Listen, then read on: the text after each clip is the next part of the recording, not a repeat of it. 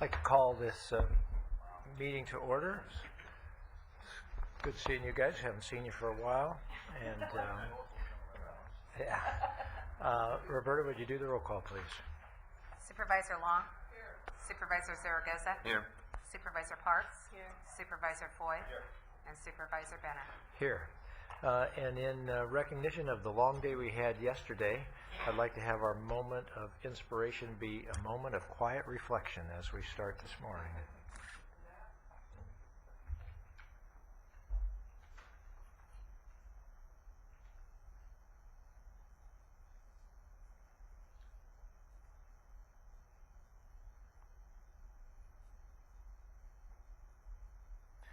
All right, and Ms. Cohen, would you please lead us in the pledge? Pledge allegiance to the flag of the United States of America and to the republic for which it stands, one nation under God, indivisible, with liberty and justice for all.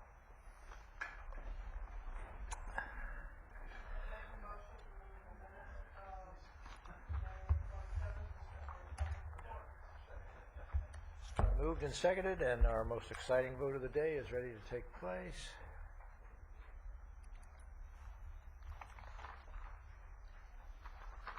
And unanimously passes.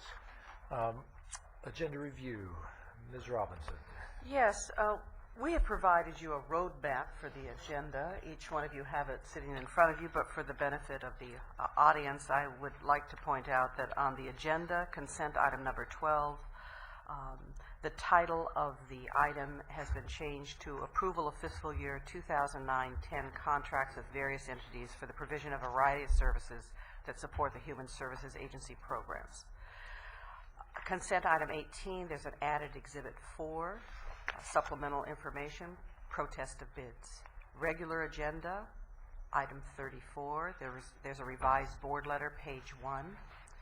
Regular agenda, item 39, there's a revised board letter to include Elton Gallagher's name in the list of legislators.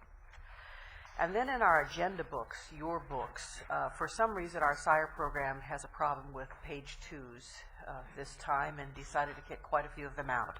So on time certain, item at 10:30, item 25 board letter was missing a page 2.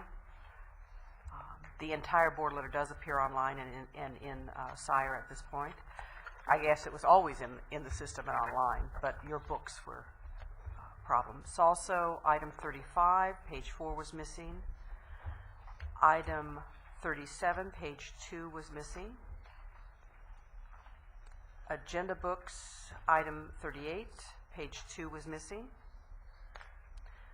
Item 39, page 2 was missing. So that's, and also you board might want to consider items 33, 37, and 38, all dealing with meeting times together. Okay. Thank you very much. The computer doesn't like page 2. All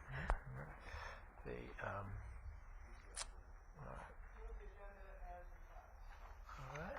We have a motion to moved and seconded. We're ready to vote on that.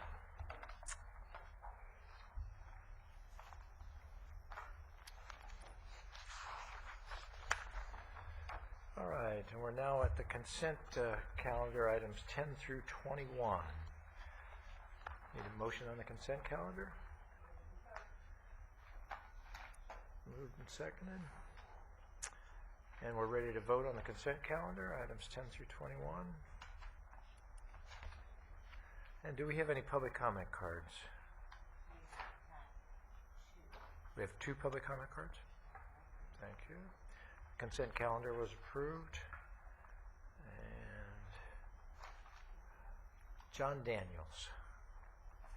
John Daniels, you're on, sir. You have 5 minutes. Good morning.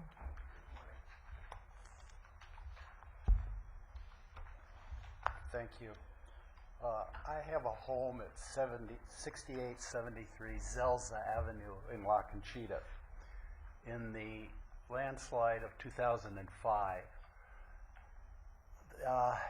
the slide came down behind my home and hit the house behind me and came down around the street, came down the street and went south I sustained no damage. I didn't get a rock, a mud, anything on my property. You're lucky. The only thing that we sustained was in the search and rescue. They had stacked some debris into my property, and that was fine. So I have no mud, no damage of any kind. Building and safety put a fence in front of my property and red tagged it, of course, and I cannot occupy it. It's going on now on almost 5 years. I have a cinder block wall right behind my home that is about 4 feet tall. If there was any movement at all, that cinder block wall would show it, and it does not. It is a double-wide mobile home, and the peak where those homes are put together, very vulnerable to any movement whatsoever. That is showing no movement at all. This home was my retirement home. That's all I had in the way of some place to go. And so I need my home back. I have been to Building and Safety. I met with Jack Phillips before he retired, and he wouldn't take the responsibility for allowing me to go back in. And of course, if I were allowed to go back in, the street would have to be clean of debris, which means that somebody would have to authorize touching of the debris from the landslide, and I guess that is a major issue up there. I would like to have the fence moved back. I would like to have the street in front of me cleaned up enough to where I can enter the driveway. I would like to restore power and gas, and that should be no problem because the alley is free of debris, and that's where both are located. I need my property. If I don't have my house by this fall, I'm going to be in real trouble. So I lay it out to the Board of Supervisors. All I have, that's the only place I have left to go. Do you have your contact information on your cards for us? Do you have like phone number or anything, sir? No, I didn't. I don't want to suggest or offer you any hope at all. This is a tough issue, but at the same time, I appreciate hearing you taking the time to come here and hearing how much of this is impacting you. And so I just want to make sure I understand the issue, since La Conchita is in my district, and if there, at least I'll be able to communicate with you what we're able to find out as we have that conversation. But at the same time, it'd be disingenuous of me to offer you any false hope. It is a major issue, and like you said, touching that toe exposes all the residents in Ventura County to liability.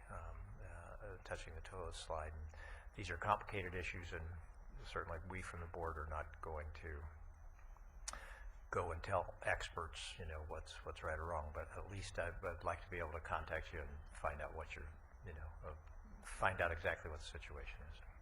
Take a look at it. I have a little sketch of the home location in relation to the slide, if that would help you any. But sure, I'd love to take a look at it.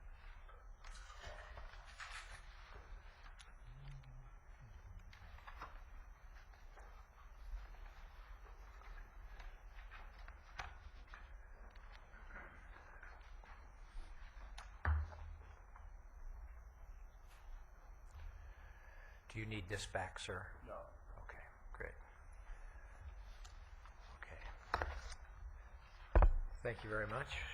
And I thank you for your time. Then Bert Perillo.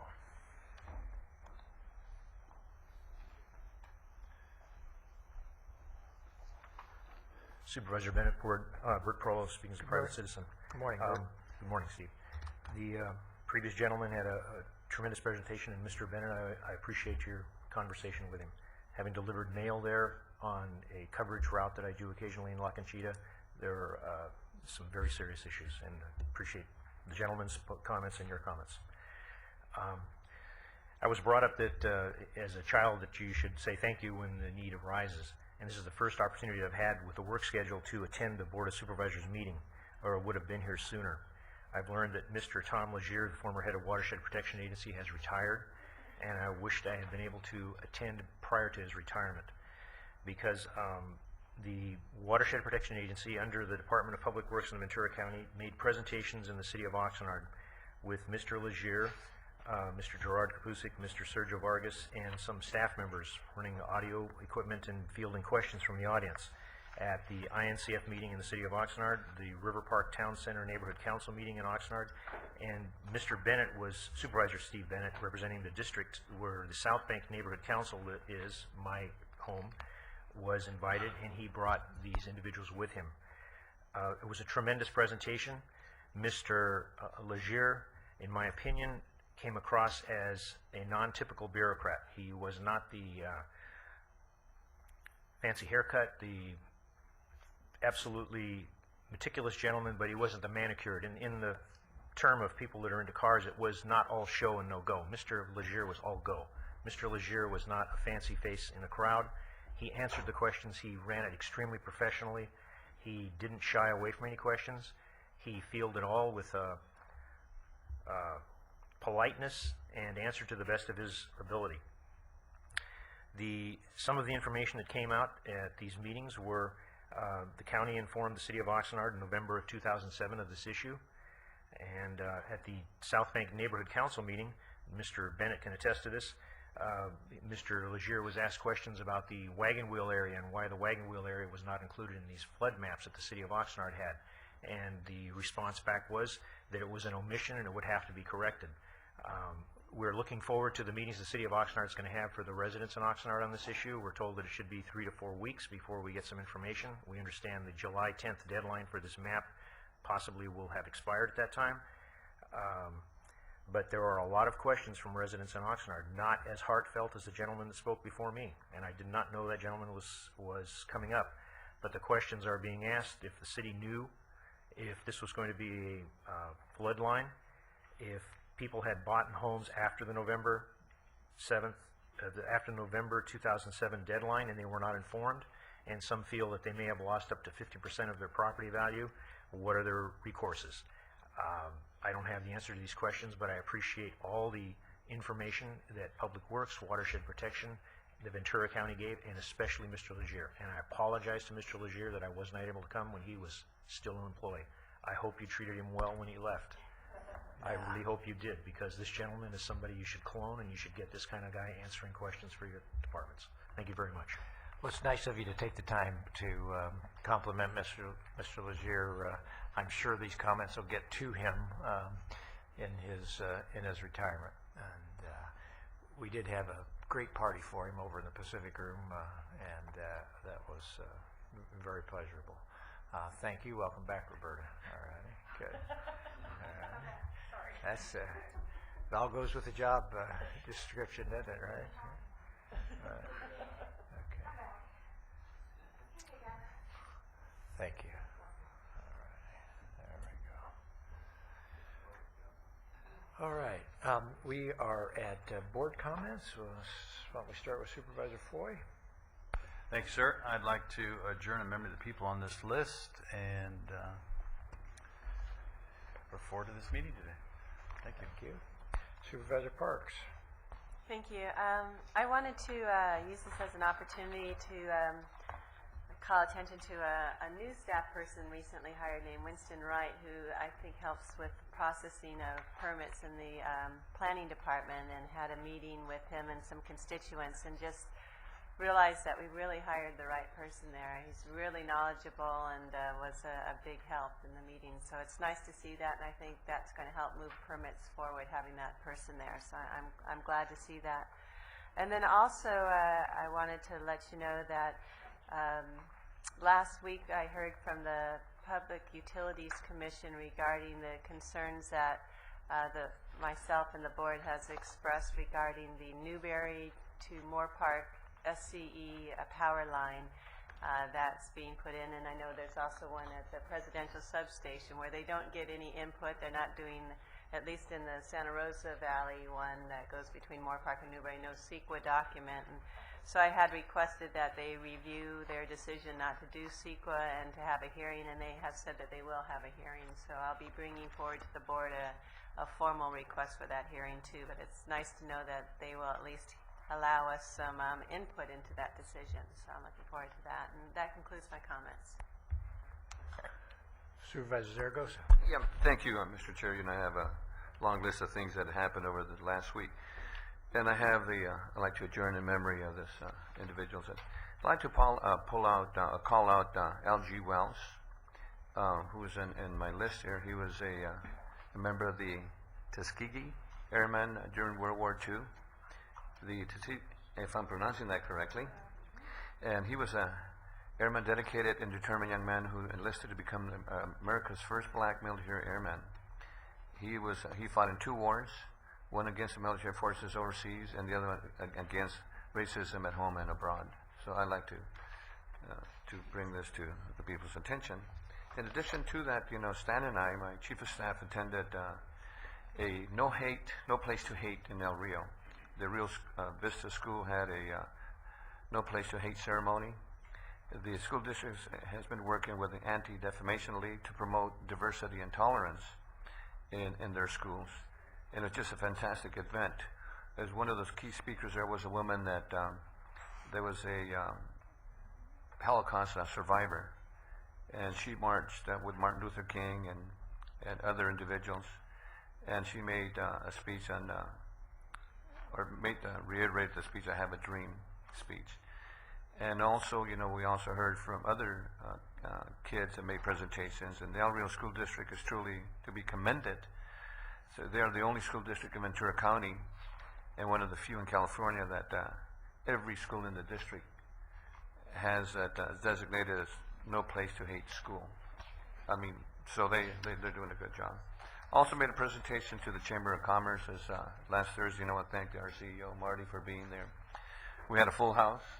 It was I thought it was well received, and shared some information on the county facilities and county budget, and one of the surprises that we had was, and I know it was mentioned in the STAR, the amount of money that is budgeted for the county and how the Board of Supervisors has little discretion. By the time we end up with a budget, we have very little money for other things.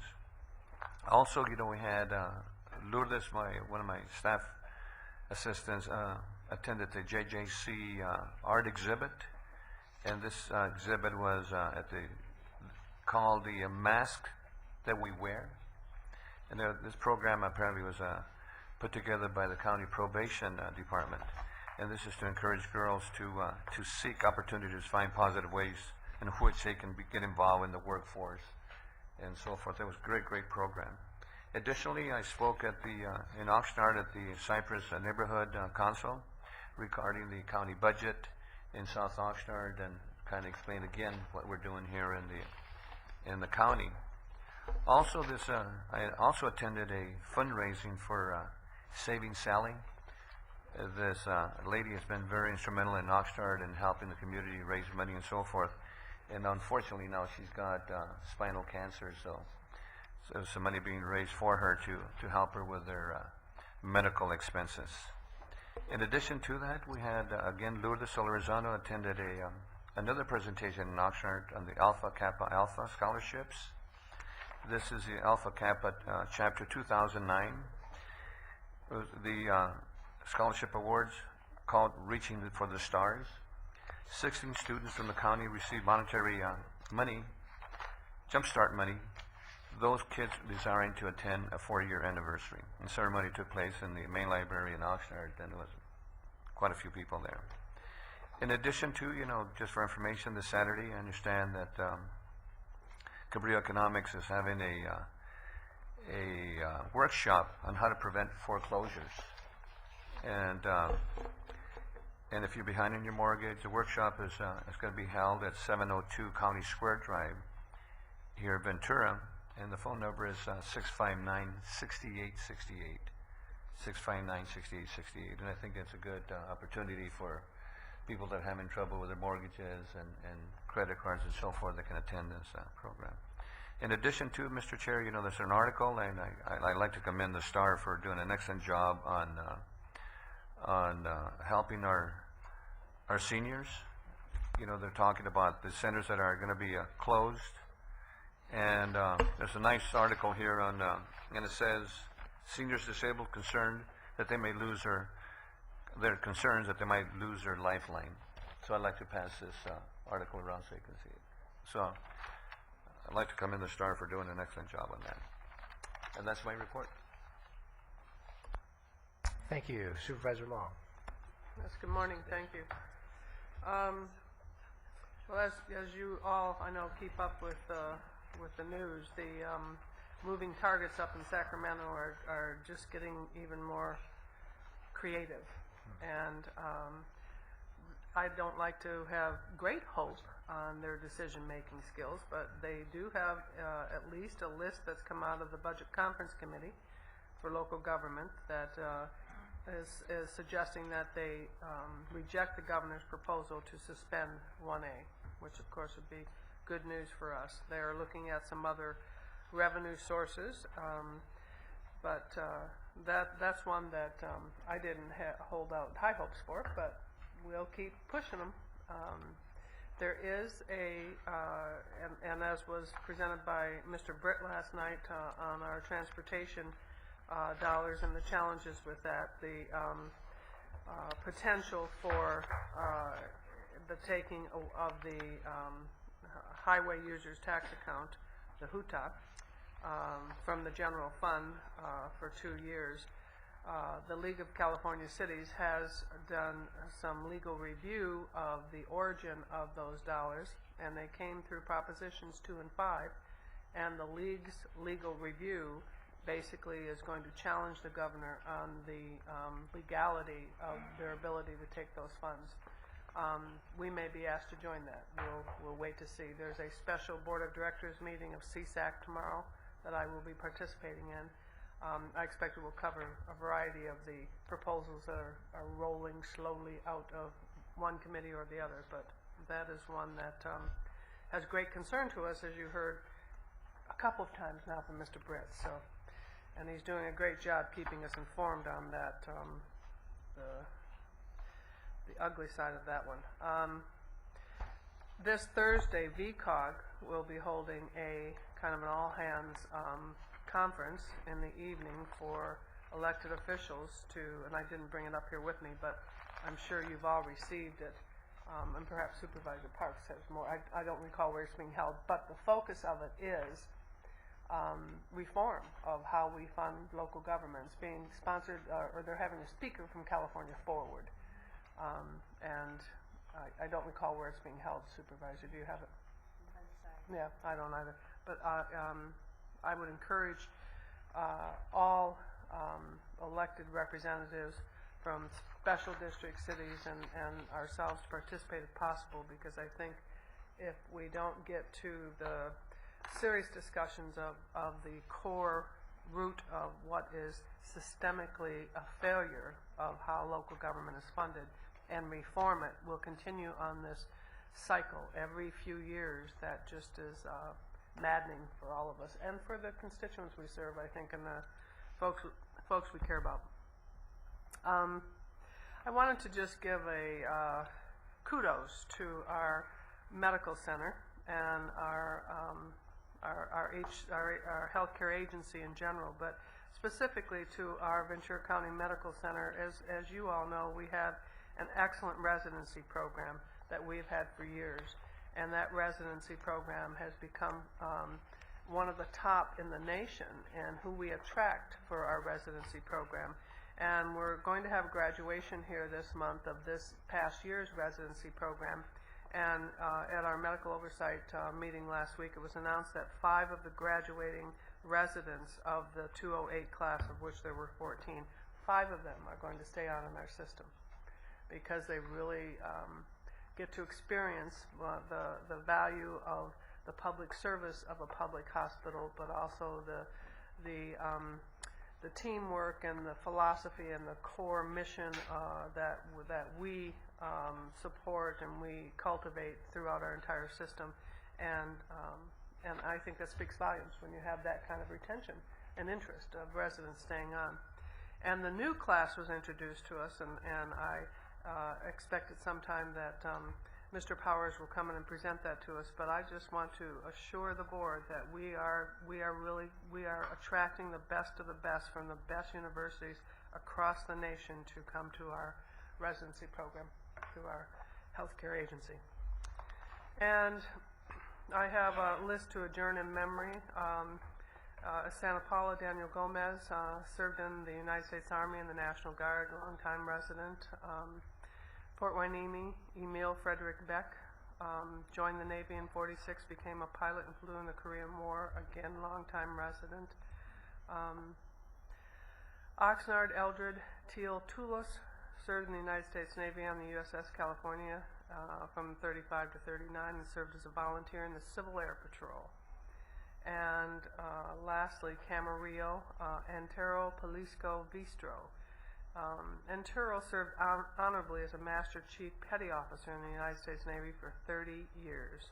He was a founding member and former Vice President of the Filipino-American Association of Camarillo, former President of the Filipino-American Military Retirement Club of Ventura County, former President of the Filipino-American Council of Ventura County, and under his term spearheaded fundraising efforts to purchase the sheriff's to help with the purchase of the sheriff's canine units for the sheriff department. And then Port Hueneme, Lucy Acosta Colazo, active supporter of all types of service organizations that were devoted to helping children. And lastly, Port Hueneme, Robert Lawrence Wenner, who served his country proudly in the Navy for 27 years. Just note there were a lot of, on this list, unfortunately, a lot of folks who were strongly giving of themselves to their country and serving in our military. Asked to adjourn in memory. Thank you. Thank you very much. My comments first, I'd like to ask the board to adjourn in memory of the people on this list, and I want to call out one, Bernice Smith, 26-year career with the Ventura County Unified School District, and want to echo Supervisor Long's comments about our residency program. There is a national crisis when it comes to family practitioners out there, and we are not experiencing that crisis anywhere near like they are in the rest of the country because of this residency program. It's just one more secondary benefit. I shouldn't say secondary, but it's one more hidden benefit that people do not see. Everybody in Ventura County benefits from that residency program in a wide variety of ways, but it's off the radar screen. But having the system that we have is really good. The other thing, I appreciate Supervisor Long staying on top of the budget issues from an elected standpoint. I know in the CEO's office with Sue Hughes, we're keeping on top of it, but staying on top of this budget is not easy because it's ever changing what's going on there, and so appreciate the efforts in terms of sitting on those conference calls. Sometimes you walk by Supervisor Long's office and she is 2 hours into the conference call, right, on that stuff. So it's no easy task in terms of doing that. Appreciate Bert being here just to remind us again about this FEMA and how important all of that's going to be to thousands of residents in Ventura County as FEMA rolls out their various maps and makes their various decisions, and reminds us that, and this is a sort of my plea is to all of those other agencies. I know we're committed to it. All those other agencies err on the side of get the information out there, have more communication, not less communication with the residents. Quite frankly, I think the residents, when they get the information, they become partners of ours and allies of ours, you know, as we move forward and stuff. Supervisor Zaragoza? Okay, good. And then my final comment is we're sort of in the middle here of the budget process, but after going through all day yesterday, I think the prevailing thought as I went home yesterday was it's sure nice to work with the professionals that we have here all the way across the board. It's an impressive group of people trying to do good work with in challenging circumstances. So, Supervisor Zaragoza.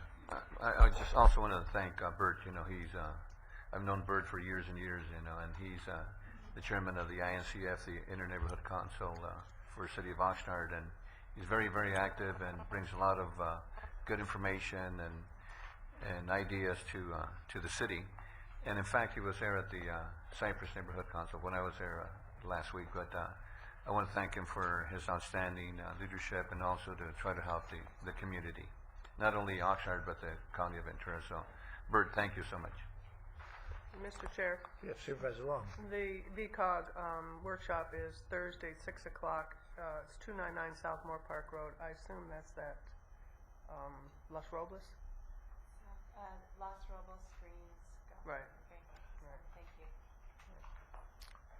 Great.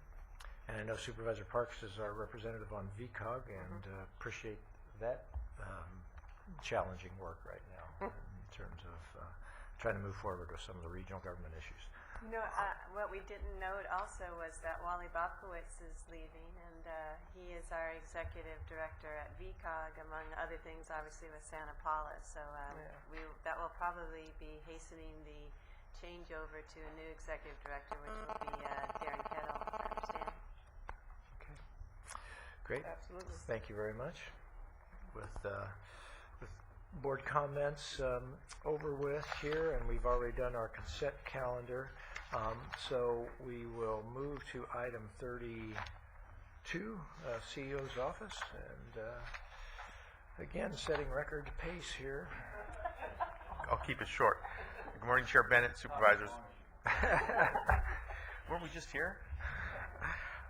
Mrs. Robinson, for the record, my name is Jeff Berg with the CEO's office. The item before you today is to receive the recommendation of the three-member review panel and appoint Ron Asquith to the Ventura County Resource Conservation District's Board of Directors in lieu of election, representing Division 1, Ojai Valley, filling an unscheduled vacancy, term expiring November 26th of 2010. I'll be happy to answer any questions you may have at this time. Any questions? Yes, Supervisor Parks.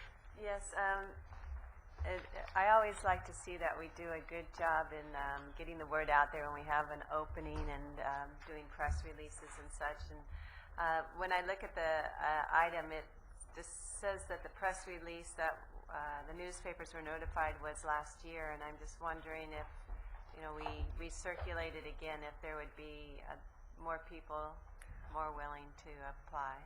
We certainly can do that. You know, we've been seeking names from the through the RC, the Resource Conservation District, and through Watershed Protection. We've been getting names, but we can, if you would wish, we can put out some more advertisements. When we only have one applicant on it, and to me, I have no idea the merits, and I'm sure he's fine. He went through a review committee, but it's always nice that people know that there are openings, and so often they don't know about openings. And this is actually a committee that, you know, you want to be able to give that opportunity to people. I think it's an important work that they do in agriculture and open space preservation. But I know it's in Supervisor Bennett's area, and you know, if maybe his office had done some recruiting, I don't know, but that's my thought. Is I prefer to have more people apply. Okay. I think we always want to try to do that. I want to compliment you for calling out that the two notifications that you sent out were in 2008. Based on the answer we got last night about charging rent, and the answer was yes when it was $1. This is at least being upfront about, yeah, we did notification, but we did them some time ago. I think the point is for the future, let's try to make sure these press releases are timely and that they go out close to when the, when people are applying for the position. I think it would be more healthy. But with that, if there are no other questions, I'll move the recommended action. Moved and seconded.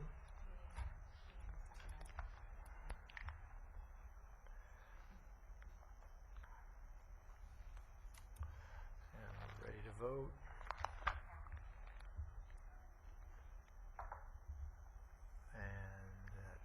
Passes 4 to with 1 abstention. And we are at item 33, receive and file a report, and we're going to handle items 33, 37, and 38 together here in our discussion, and then we'll need 3 separate motions. Is that right? No? Right. Great to handle the 3 items. Right. Good morning, Chair Bennett, members of the board, CEO Robinson, Matt Carroll with the County Executive Office. Agenda item 33 is the requested report back to your board on your off-site meetings you've held. The current practice of holding these periodic off-site meetings began in 2001. Prior to that, you had some special purpose meetings, such as taking public testimony for almost and rants. But those were, again, special purpose meetings, and the current practice began in 2001 with a meeting held in Thousand Oaks, and that was the start of this. Since then, you've had, as noted in the report, 6 meetings, 2 in District 3 in 2005 and 2007, 2 in District 4 in 2007 and 2008, and the 1 in District 5 in 2008, in addition to the original meeting in Thousand Oaks in 2001. As noted within the report, the average cost of these meetings off-site are approximately $2,300. That's made up of GSA, security, takedown, and setup costs, as well as some IT support costs for your meeting technology. Finally, as noted in the board letter, each of the sites that you've held these off-site meetings at today has had existing audio and visual equipment and did not assess a facility use charge. If that weren't the case in the future, these costs would be higher than the $2,300, depending on what facilities were available. And that's the bulk of the report, and with that, I'm available to answer any questions your board may have. Do we have any questions for Mr. Carroll? Supervisor Ford. Looking at some of these costs, I notice you got a lot of overtime on a lot of these people. Is that because we haven't planned them, or do some of these people, if they're going to work late, do they come in later during the day so they're not working overtime, or what? Well, I believe the primary overtime is with IT services, and those folks do have regularly scheduled jobs during the day. If the workload permitted, we would be able to shift them to kind of a swing shift. But to date, there's been a lot of upgrades with SIRE, and the system you utilize that, and those same folks supporting that are the ones doing the work in the middle of the day.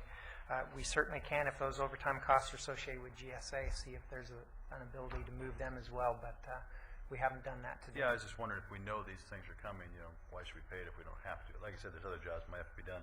The other thing is, are we always paying for security? Do we always do that, or is there always security at different locations? We have to date paid for it. The costs associated with that are less with the outsourced security than bringing in sworn deputies to work overtime. Okay, great. That was my comment. Thanks. Do we have any other questions? All right. All right, well, what we have is we've got the report from the CEO. Do you want to move to receive and file this one? Okay, I was going to put the global picture in front of us here for this very exciting, intense moment, but we have this report from from the CEO's office, and then we have the 2 requests from the 2 supervisors, and so we need to talk about all that. But certainly we can take the motion on 33. Supervisor Parks, you want to make that motion? Move to receive and file on item 33. I put a second up there. I appreciate the report I had asked for, so we got a picture of where we've been and how much it's cost us. So appreciate the report. Okay, and now we have Happily. and now we have the 2 37 and 38. the two requests at the same time. It's down to us trying to make a decision here. So we have item 37 in front of us, but I think we ought to have the discussion about both of them at the same time. So who wants to start? I'd be happy to start it. I know we had a situation where 2 supervisors both suggested the same date for an off-site meeting, and Just a different time. well, are they both at the? Yours is in the afternoon. We worked with Oak Park and found something with the schools that we could do on October 13th. They also said October 6th worked. But then if we did one off-site on October 6th, you came in with October 13th also, that I think that'd be asking a lot to have 2 off-site meetings, one right after the other. So when I read this, the staff report talking about doing it quarterly, that makes more sense to me in the sense of the expense and effort to have off-site meetings. So with that, I just point out that I could do October 6th or October 13th from the arrangements that we have. Well, let made. me say this. Yeah, let me say this. you know, I do believe it's important that we bring these kind of things to the local community, and I think it's gone well. And but I don't want to incur any more costs. We've already had Matt do some extra work and everything else. We don't need to incur any additional costs. So I have no problem withdrawing mine, and as long as, if we do it quarterly, I'd like to still get it in the year before we, at the end of the year, and let Supervisor Parks do that. She hasn't had anything in her district in a long time, hasn't been there. So I have no problem. I will work with the city. That was the only time they could do it at that point, but I think we'll find a try to get it in if we can do maybe November or December or something like that. And I don't have a problem withdrawing and letting you go if that works for you. This sounds like good government. Very magnanimous. As long as everybody's okay that we can do it in November or December sometime, Well, I have no problem. Okay?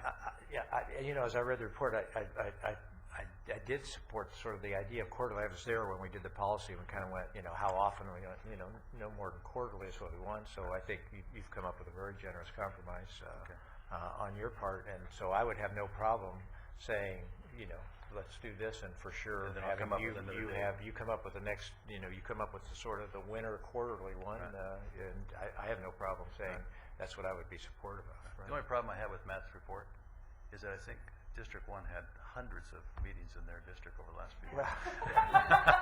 Hundreds. In their wisdom, our forefathers Is that what it was? Okay. knew Ventura was such a special place That's what it was. that they located the seat right here.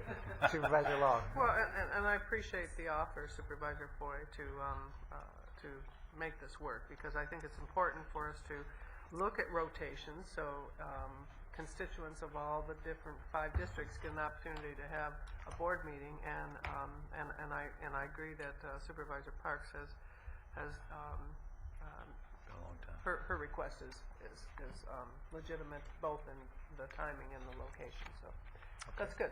That works. Okay. All right, so What's the motion? so we, I'll go ahead and move item 38. well, we're on 37. Do you want me to make my a motion to screen withdraw? says Yeah, why don't you make the motion withdrawal and to and get on record that you'll be coming back with Right. a winter quarter. Right. So I'll make a motion to withdraw my motion for the October 13th, and that we will come back with a new date somewhere in November or December. Okay. Second. Moved and seconded. Time to vote. This is not like Sacramento at all. It's supposed to be a big fight. Oh. All right, and We're now not we even debt doing it. I love it. now we need the motion on item 38. Okay, move 38. And I'll even second her motion. Moved and seconded, and that passes. Here's the name of Dinner. I appreciate that, Supervisor Foy. It's good government here. Item 39, Supervisor, oh, I'm sorry, we shouldn't jump to 39. We should go back to 34, I believe. You're on, Mr. Pratt.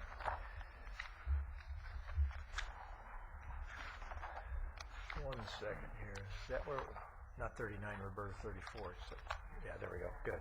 All right, and that's Public Works. Good morning, Chair Bennett, Supervisors, Ms. Robinson. For the record, my name is Jeff Pratt. I'm with the Public Works Agency, and today I'm presenting this item on behalf of Mr. Britt, who is elsewhere covering a meeting for me. This is kind of, you've seen 3 of these before. It's pavement rehabilitation using American Recovery and Reinvestment Act funds. We're asking today that you authorize us to go out to bid and authorize a 20% contingency. This is the last of the 4 American Recovery and Reinvestment Act projects that the county was awarded and approved for. Recall that all of these projects are on federal aid eligible roads. The county has received a total of about $5 million for these projects. The reason we're requesting the authorization of the Public Works Director to process is just to keep with the timeline that RI has for expenditure of these funds and to stimulate the economy. This particular project will probably involve a paving crew of 6 to 8 people, with truck drivers and plant operators. So we're thinking somewhere in the neighborhood of 12 to 15 people will be put to work for about 3 months. And with that, I'd be happy to answer any questions you might have. Supervisor Parks. I did want to note that in that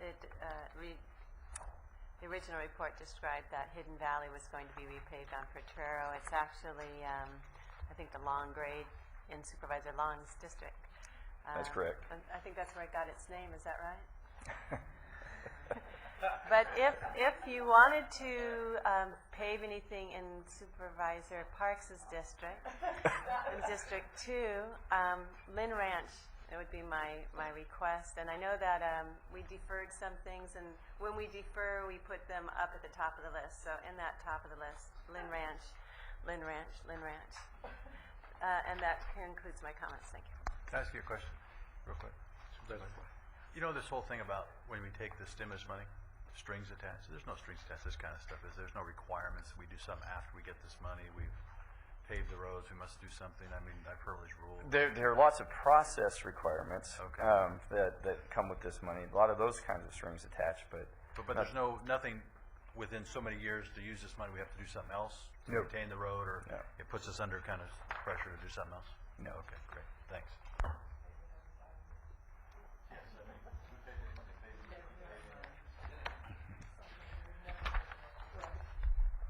Okay. Moved and seconded, and we're ready to vote.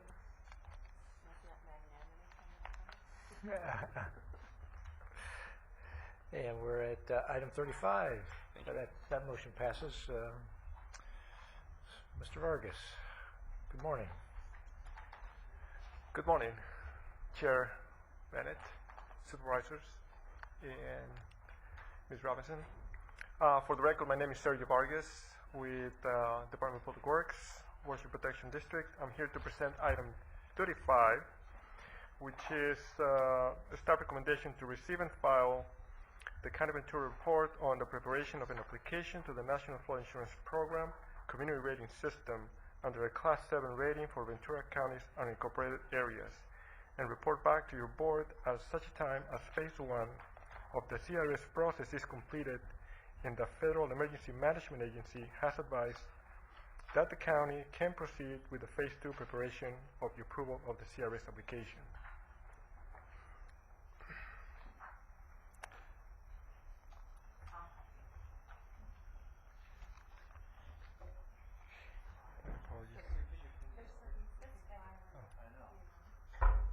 My apologies. The simplest one. Thank you.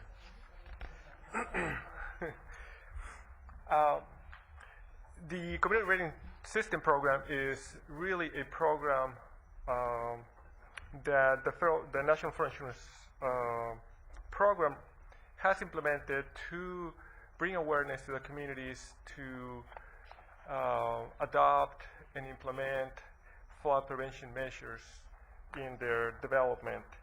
And in turn, what they do is they provide discounts to insureds that would be required to purchase flood insurance. In the past, we visited the CRS program and found it to be difficult to implement due to the cost benefit. Since then, things have changed. We have obviously have changed in floodplains. Since then, there has been additional insurers added to the process, and we have implemented significant measures from a flood protection perspective, such as taking watershed planning efforts, flood warning, and different activities that provide additional discounts towards credits in the CRS, which makes it a lot more viable at this time.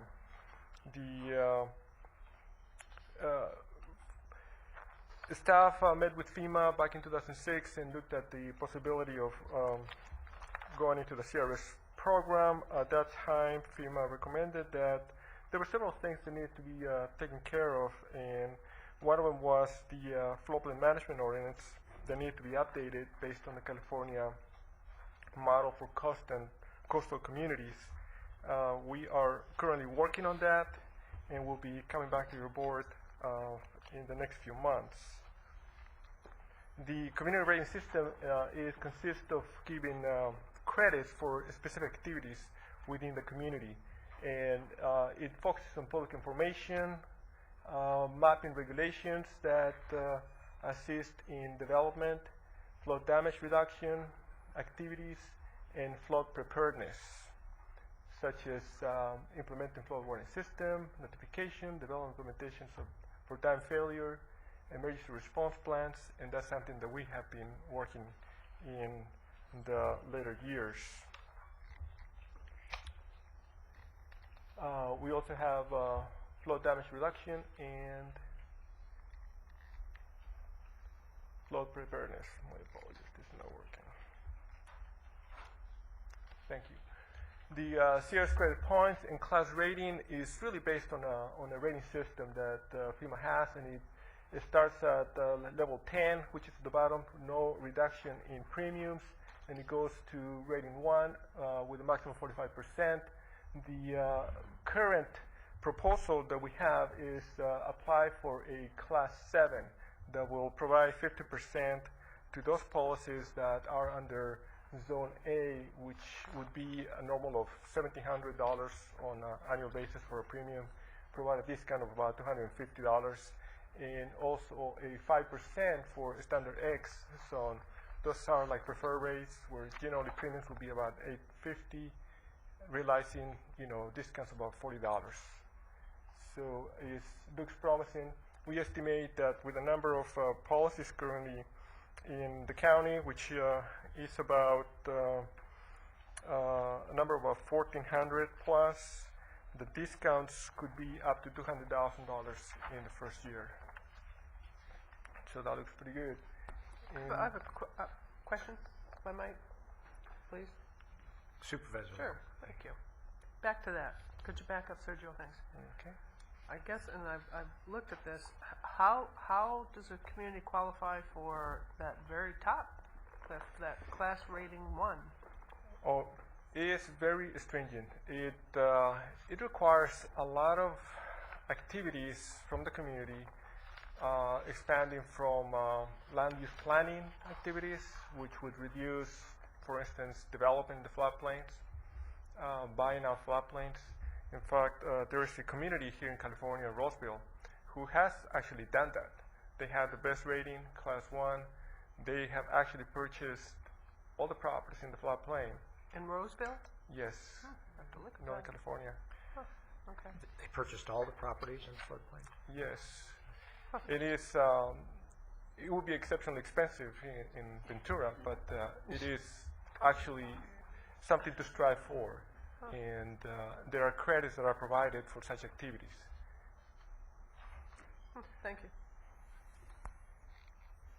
We estimate and have an initial schedule. We have divided in 2 phases. Phase 1 really requires, FEMA has notified us that we need to comply with 3 steps: update our floodplain management ordinance, resolve potential deficiencies in the community floodplain management program with FEMA to address past deficiencies, and thirdly, update the all hazards plan with repair loss section, and that is also going to be taken care of by the Sheriff's Office of Emergency Services. They have a grant, and they should be updating the plan that was originally adopted in 2005. So we estimate like 2010 that should take place. Once finishing those 3 actions, then we will be ready to provide and submit an application to the CRS. We estimate that the phase 1 will take 9 to 12 months process. At that time, we'll be prepared to apply for a phase 2. We estimate that the work to submit the application, meet with the FEMA representatives, the Insurance Service Office, to review the proposal, will take 3 to 5 months at a cost of about $3,000. We estimate that that will take place in the following fiscal year, 2010, 2011. And with that, that concludes my presentation. If you have any questions, I'll be glad to I have a couple of questions, Sergio. One, a note in the report, it says that a community may only advance into a new class rating once a year.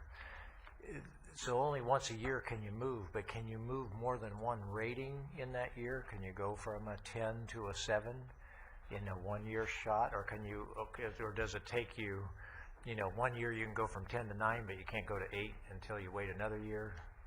Well, initial conversations with FEMA, they have indicated that we could actually move from 10 to a 7. Okay, so That is just very viable. one change, but it could be multiple. that That's you go correct. Multiple steps. Okay, great. That's one. And then two, I'm going to make it part of my motion.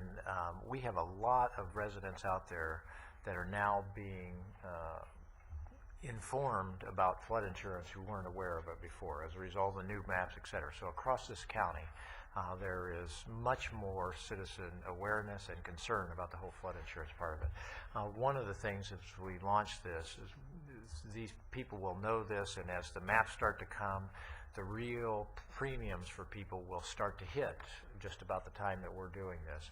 I just want to make sure we're going to stay on schedule. Do you see anything on here that gives you, your department, concerns about staying on schedule? We have looked at the schedule carefully. We believe that it is reliable. We feel that it's possible to meet those Okay, deadlines. great. Do we have any other questions for staff? Go ahead, Supervisor Parks. I just wanted to comment in that this is an excellent program, to give incentives to help with your flood insurance by making you more safe from floods is just an excellent program. You go back to what FEMA usually did, which was just let you rebuild your home in the middle of a dangerous area and give you insurance for that. This is such a better program, and I think it's a great incentive program.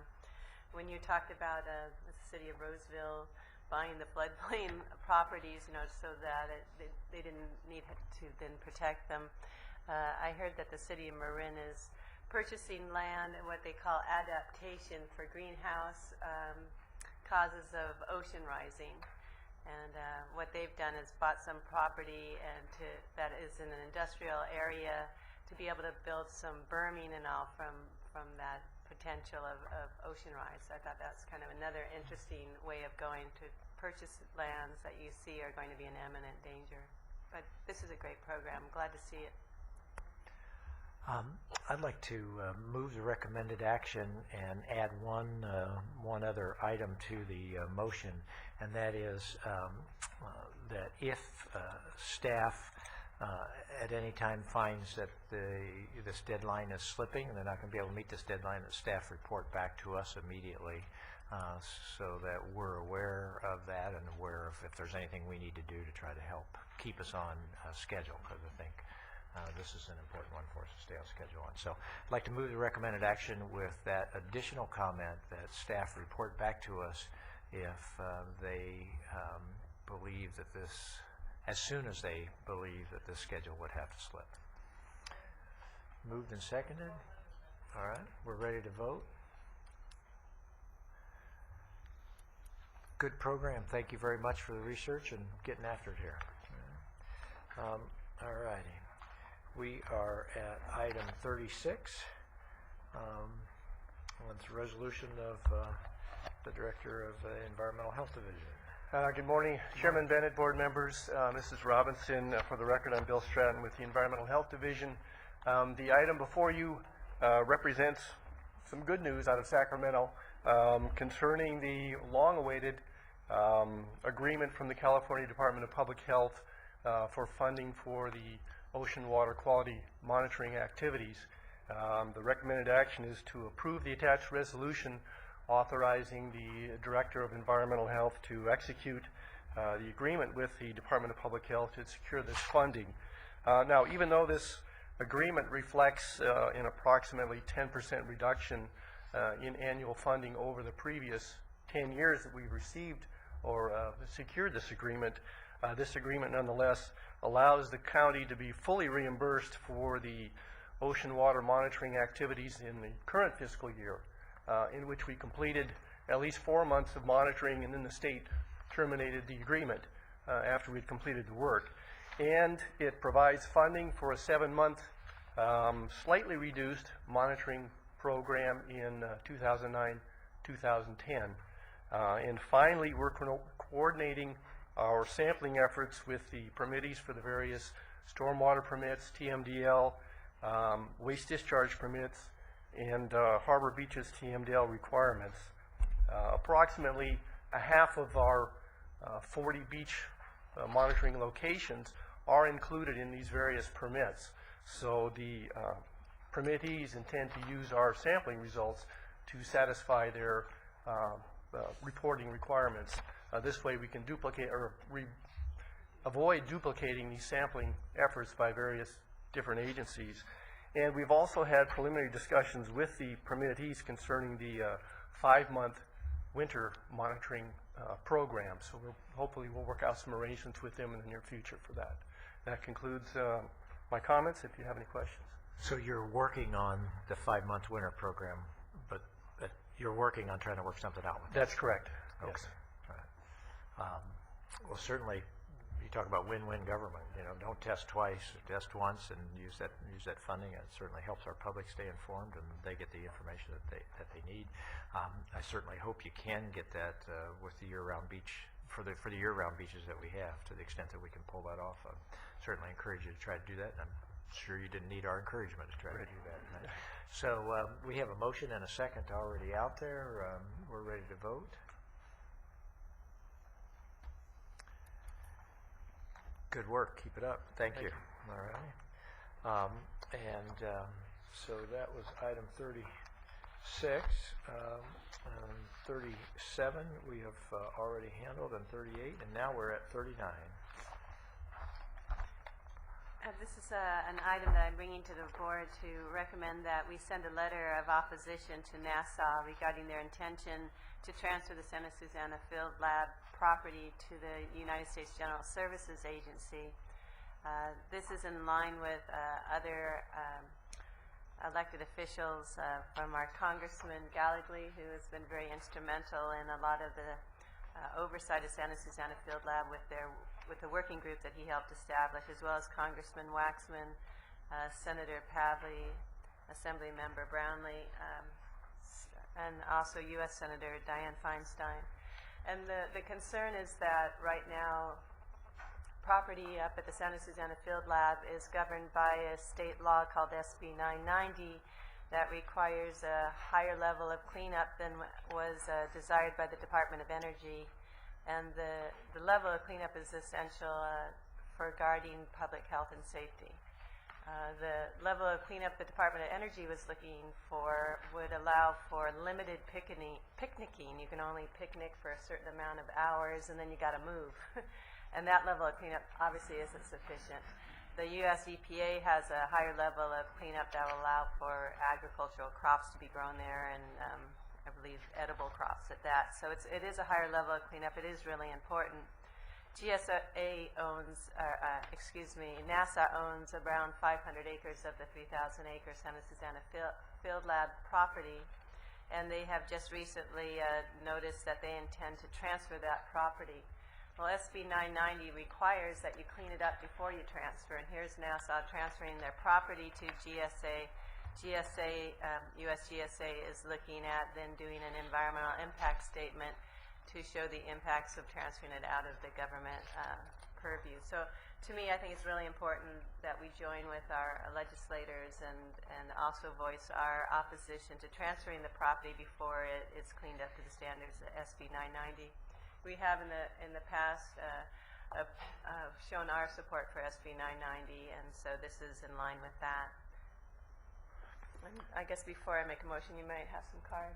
We do have 2 cards here. Do we have any other questions before we go to the public speakers? William Bowling. Good morning, Mr. Bowling. Good morning. I'm William Bowling. I'm with the Aerospace Cancer Museum of Education. And I would like to let you know the NASA portions of the property are very much contaminated. The NASA locks portion that they own in Area 1 drains into the Brandeis Bardeen camp. And previous years they have found plutonium and other radioisotopes, and right now it's part of the northern drainage cleanup, which drains into Simi Valley and Brandeis Bardeen. The Area 2 of the field lab that NASA owns is the headwaters to LA River, and there's a collection pond called the R2 pond, and that takes runoff from the Area 4 nuclear areas and pretty much the Area 3 and Area 2 as well. So you're getting a lot of runoff in these NASA portions that they just want to transfer right away, and we're afraid that they're going to walk away from the cleanup. So we're in full support that the proposal of the Board of Supervisors send a letter to NASA opposing this land transfer, because right now the decisions are being made regarding all these cleanups, and there are several of them going on, and we don't want them to transfer this and somehow get this cleanup pushed aside in some way. Thank you for your time. Thank you for your testimony. Christina Walsh.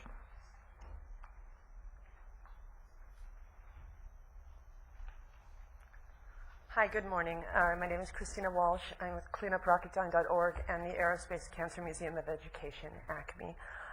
We are here to support this letter that is proposed for this board to send.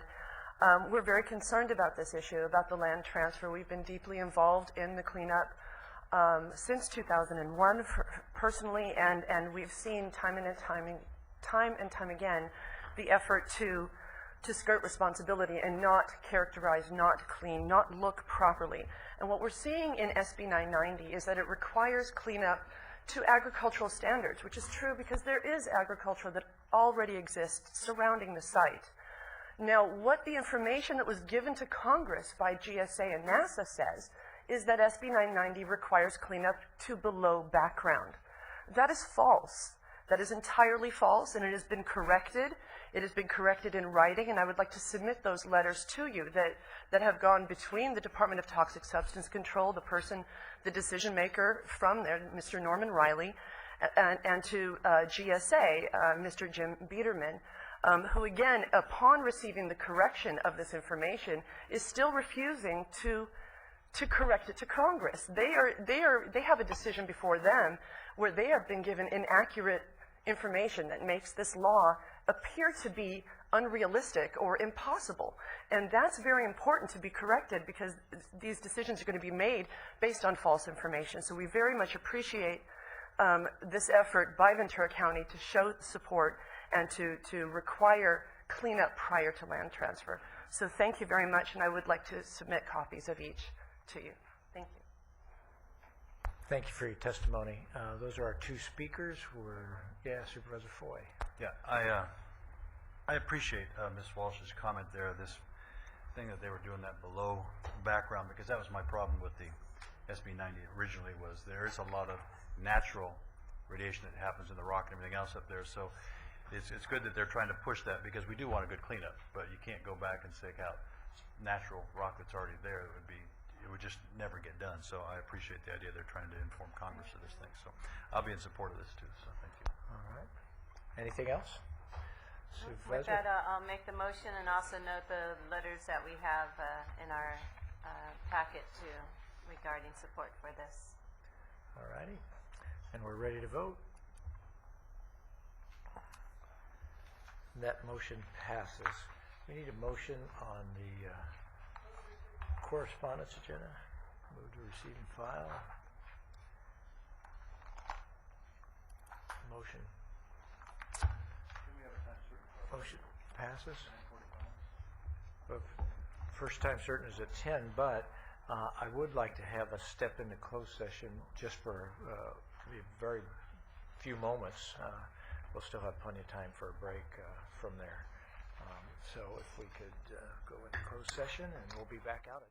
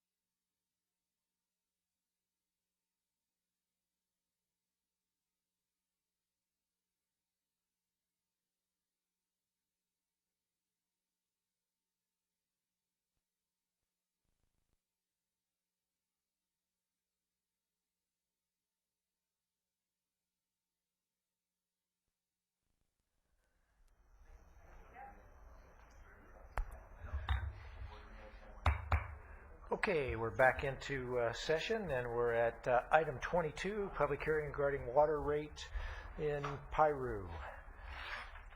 Good morning. Good morning, How you doing, Chair Eddie? Bennett, members of the board, Mrs. Robinson. Reddy Pakala with Water and Sanitation Department of the Public Works Agency. This item, as you said, is a public hearing for the proposed water rate increases for District Number 16. Waterworks District Number 16 provides sanitation services to the community of Piru, and we also provide water supply to properties along Pacific Avenue.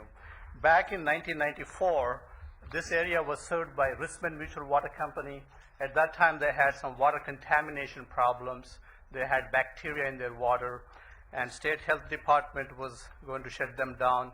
At that time, they could not finance the project, and the rest of the Piru area receives water supply from Waring Water Company, which is also a private water company.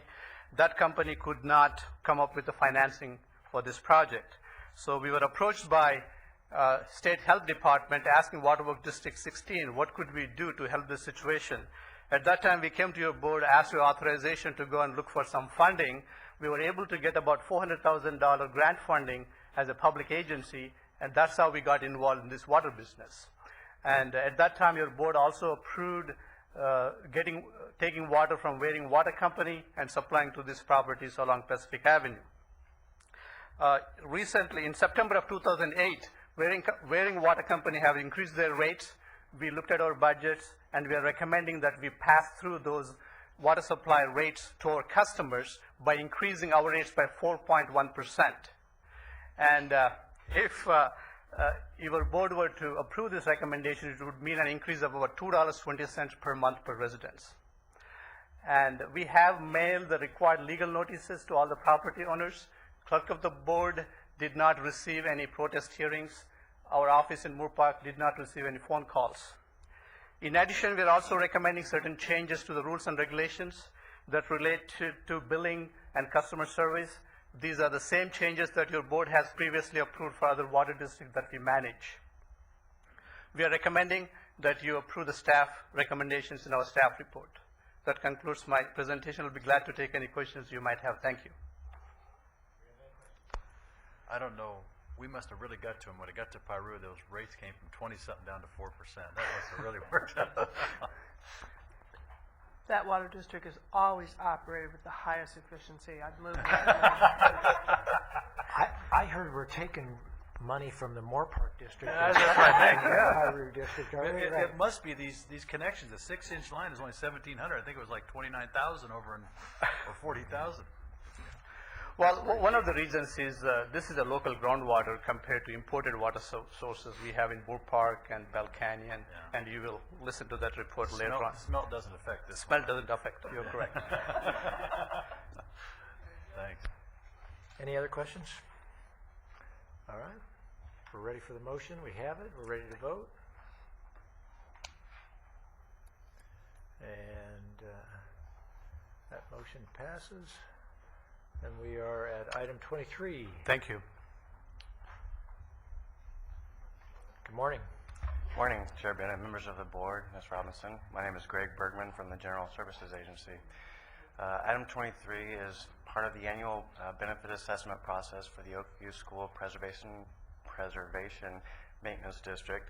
And each year for which assessments are to be levied, your board must approve the engineer's report, must direct the preparation of the engineer's report, the budget, and the proposed assessments for the upcoming fiscal year. On June 2nd, your board gave preliminary approval to the engineer's report and established a public hearing for today. The recommended actions in today's board letter are that you hear and consider public testimony concerning the resolution, and that you authorize the chair to sign on behalf of the county. By approving the resolution, you'll be making final approval of the engineer's report, confirming the diagram of the assessment district, and ordering the levy of the assessment for fiscal year 09-10. Upon your approval, the assessments will be given to the auditor controller for inclusion in next year's property tax rolls. And I'm available if you have any questions. I don't have any questions. I just want to compliment you. I know trying to interact with the community out there, and they have their own assessment district, and then, that all comes flowing back into the county. And I think you're doing exactly what we try to look for, which is just professionally work with people and find ways to make it work within the parameters of good government and policy. And Barbara's doing a great job up there, and I actually just got off the phone with her, and there's just a little bit more left to finish up on the kitchen, and they'll be putting that into full service soon. Yeah. And for the benefit of the board, last night we talked about the city of Ojai was the only city in Ventura County that passed a partial tax for their library. Oakview passes a benefit assessment district for this Oakview site. I mean, there's a real sense of we're willing to pay for what it is that we want there, and the community's really stepped forward, and this has turned into just a great project. Now you have the Boys and Girls Club there, you have the Ojai Valley Youth Foundation there, you have the library there, you have Smart Start, that's a preschool there. I mean, if you're there at 3:15 in the afternoon, it's just this beehive of activity, and you just go, all this would just not be here if it wasn't for the community stepping forward and this board facilitating that. And we used that line, we said, government works best when they help people help themselves, and this really happened in this situation. So thank you very much. I'd like to move the recommended action.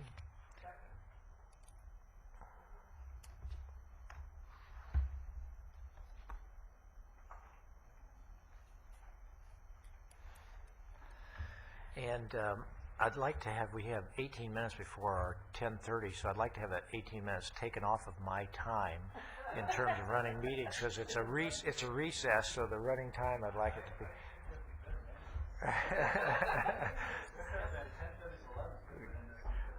Well, you're friends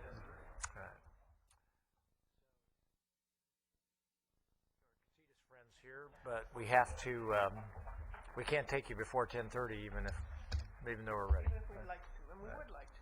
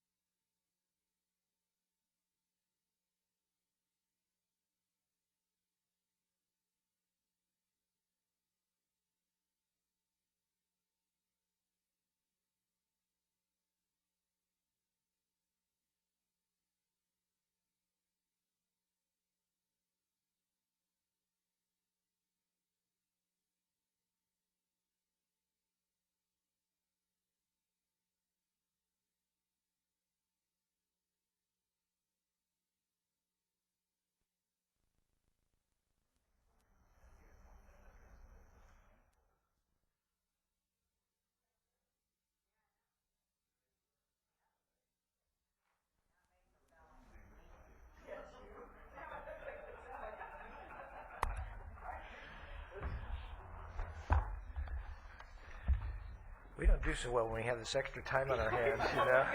It's like keeping my kids busy, you know, at home. You know? They're better in their... all right.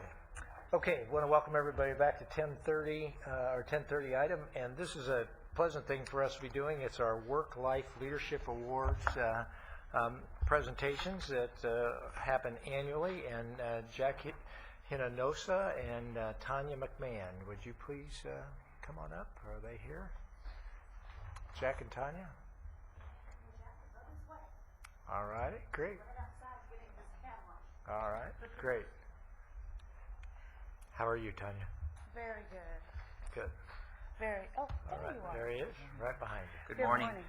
Good morning. Supervisor Bennett. Thank you. Board of Supervisors and staff. Yes. I want to welcome you to the boardroom and look forward to these presentations. I have the certificates here, and if you would describe the awards to the board, I will be coming down, and when you finish, we'll start calling up recipients, certificate winners. Okay. Thank you. Again, thank you, Board of Supervisors, for allowing us to be here this morning. It is my pleasure to tell you about the Business Work-Life Alliance project. And this is the 7th annual Business Work-Life Alliance. And these are the employers that submitted applications noting what wonderful programs and benefits that they have for their employees. And so they were selected among the group as one of the businesses that have the family-friendly businesses in Ventura County. And we're looking forward to not only this year's recipients, but also future businesses that they can be a part of family-friendly practices in Ventura County. So it really gives my pleasure of introducing our recipients today. Please note that some of our recipients, because of time refrains, were not able to be here. And again, I'd just like to thank the County Board of Supervisors for your support annually of this event and the recognition to our local employers. Thank you very much. Okay. I have the list, and I can call them up if they're here. And Camarillo Health District, Kara Ralston. Oh, Monica is here today.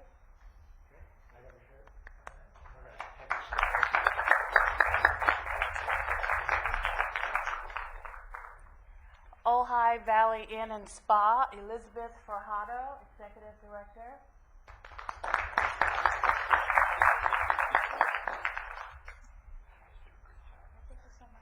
Okay. City of Thousand Oaks, Elena Keenan, Associate Human Services Director. County of Ventura, Harold Pierce, Benefits Manager, and Patty McWaters, Work-Life Programs Coordinator.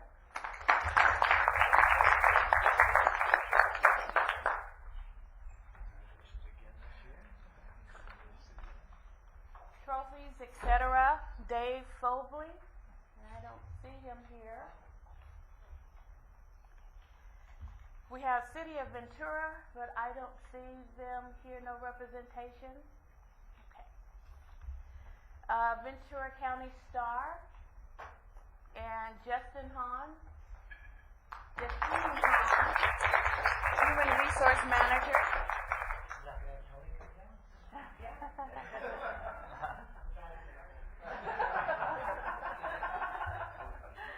First Five, Ventura County, Jennifer Johnson, Director of Operations.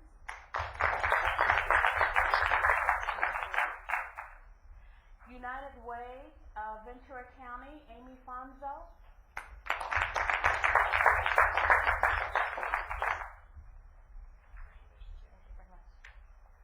Port Hueneme, Oxnard Harbor District, Ray Faso, Vice President of the Board of Harbor Commissioners.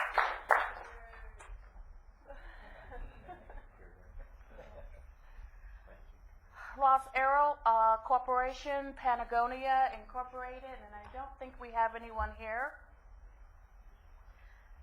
California State University, Channel Islands, Diane Enos, Benefits and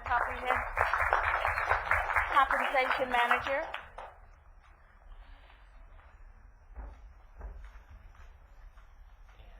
And then St. John's Regional Medical Center. And I don't think they're here today. And I have one for the Child Development Resources of Ventura County Incorporated, and that's you too. If I could just get one picture. Those steps, a couple of them step on those steps, and the shorter people in front, and then that really consolidates everybody. Yeah, then if you open those up. Mind you can get in that shot as well. All right, everyone. Can we get one more?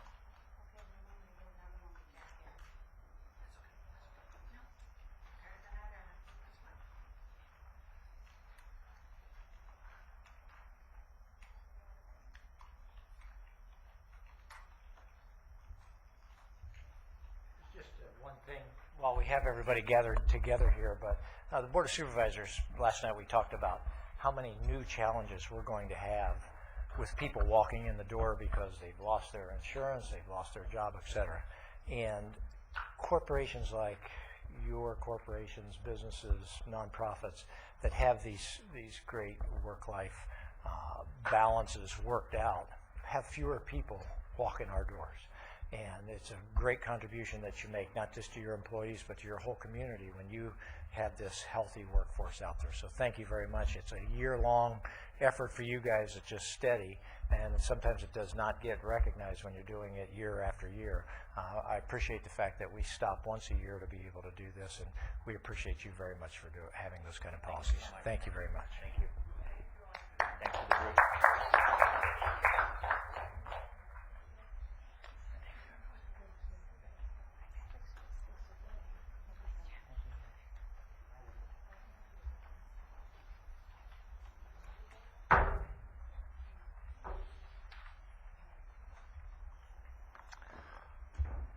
Okay. We have our next 10:30 item is approval and authorization of agreement with Casitas Municipal Water District. And Mr. Kapusik is on. And before you start, I know Mr. Pratt will appreciate this, but I went back and caught Mr. Wickstrom and Mr. Ward and told them that since it was 10:15, it was 15 minutes before 10:30, that we had a couple changes we wanted to make to the agreement. And Mr. Wickstrom looked at me. We've been negotiating this for 2 years, right? And Mr. Wickstrom looked at me 5 years. There we go. Mr. Wickstrom looked at me like there were daggers coming from his eyes, right? So anyway, with no changes to the agreement, all right, Mr. Kapusik. Thank you, Mr. Chairman. Good morning, Chair Bennett, members of the board, CEO Robinson, and County Council Claiborne. For the record, my name is Gerard Kapusik, Special Projects Manager of the Watershed Protection District. This morning, my task is to review the evolution of key dates regarding implementation of 3 extant agreements between the Watershed Protection District and the Casitas Municipal Water District, provide a brief overview of guiding principles which facilitated the successful negotiation of the replacement agreement that is before you today for your consideration, and then summarize very quickly the highlights of that agreement and answer any questions. Next slide, please. I guess I've got it, huh? All right. They did it for you. There you go. Thank you. Actually, one back. In general, we're going to very quickly go through the existing agreements and focus on that which is before you today. This table highlights many, but not necessarily all, of the critical milestone dates in the development of the existing agreements, which provides the context of the negotiations for the replacement agreement. By no means does it include every important date or aspect, but I think it does describe, define, and bound both the context and content of how we've reached the agreement that's proposed for your consideration today. In January of this year, after a considerable amount of negotiations, as was referenced by the chair, we did reach agreement on 5 guiding principles, which was critical in both the substance and the guidance mechanism to bring final resolution, which is represented in the agreement that is before you today. In essence, we continue to mutually cooperate in the operation of the Matilahaw Dam and the preservation of the water rights. Casitas will continue to operate the dam until one of 2 triggers occurs. the district either requests transfer of the water rights license or initiates the sediment disposal operations, slurry and sediment disposal operations. The district in turn transfers the Matilahaw conduit to the Casitas Municipal Water District. The parties have identified freshwater slurry options that are necessary for one or more slurry operation alternatives, which eventually be chosen in the future. And the parties agree to cooperate in support of the Matilahaw Restoration Project, which your board approved in 2004. Very briefly, to the extent that the agreement that's before you today tracks the guiding principles, essentially the conduit transfer is embedded in sections 1 and 2 of the agreement. The continued operation of the Matilahaw Dam by Casitas at no cost to the district is embedded in sections 3 and 4, which specifies the 2 trigger conditions referenced earlier. Section 5 makes it clear that this agreement replaces the previous 3 agreements, which are terminated by mutual express consent of the parties. Casitas' agreement with respect to the terms, condition, and the cost of freshwater supply that the district will require when sediment slurry operations are triggered is defined in section 6. The parties' agreement and identification of 2 potential options of fresh water from Casitas through these operations is summarized in section 7.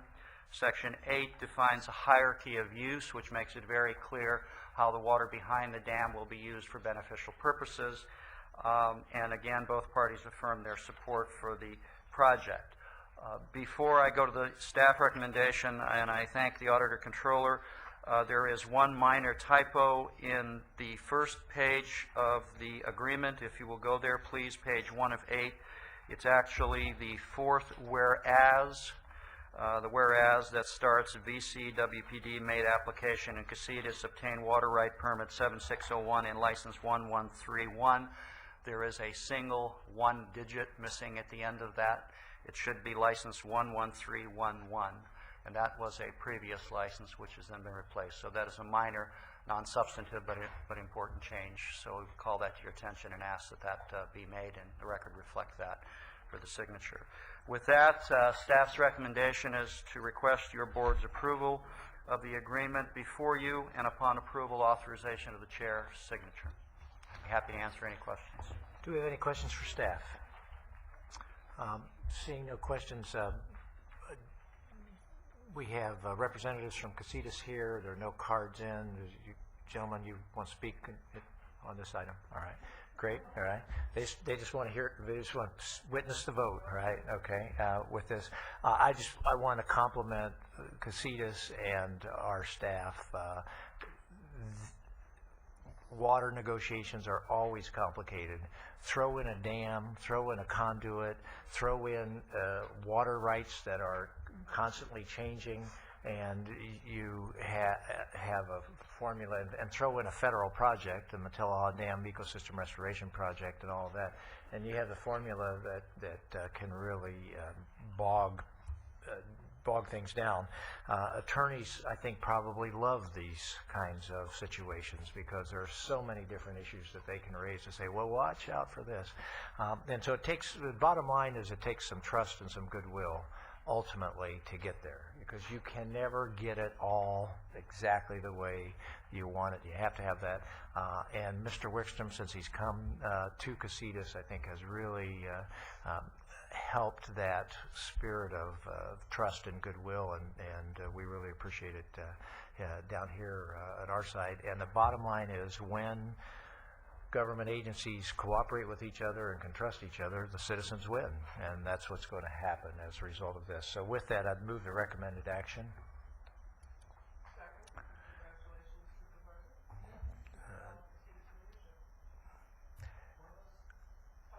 And we're ready to vote.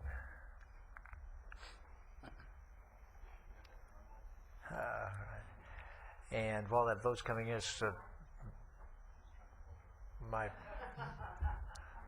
and certainly our appreciation to our staff that's been after this for quite a long time here in terms of going after this. So thank you very much, Mr. Kapusik, Mr. Pratt. Oh, we've been joined by more Casitas members, all right, showing up there also. Good to see you, Mr. Bagley. All righty, that motion passes, and what's that? And now another 12-minute break off of the stop the clock.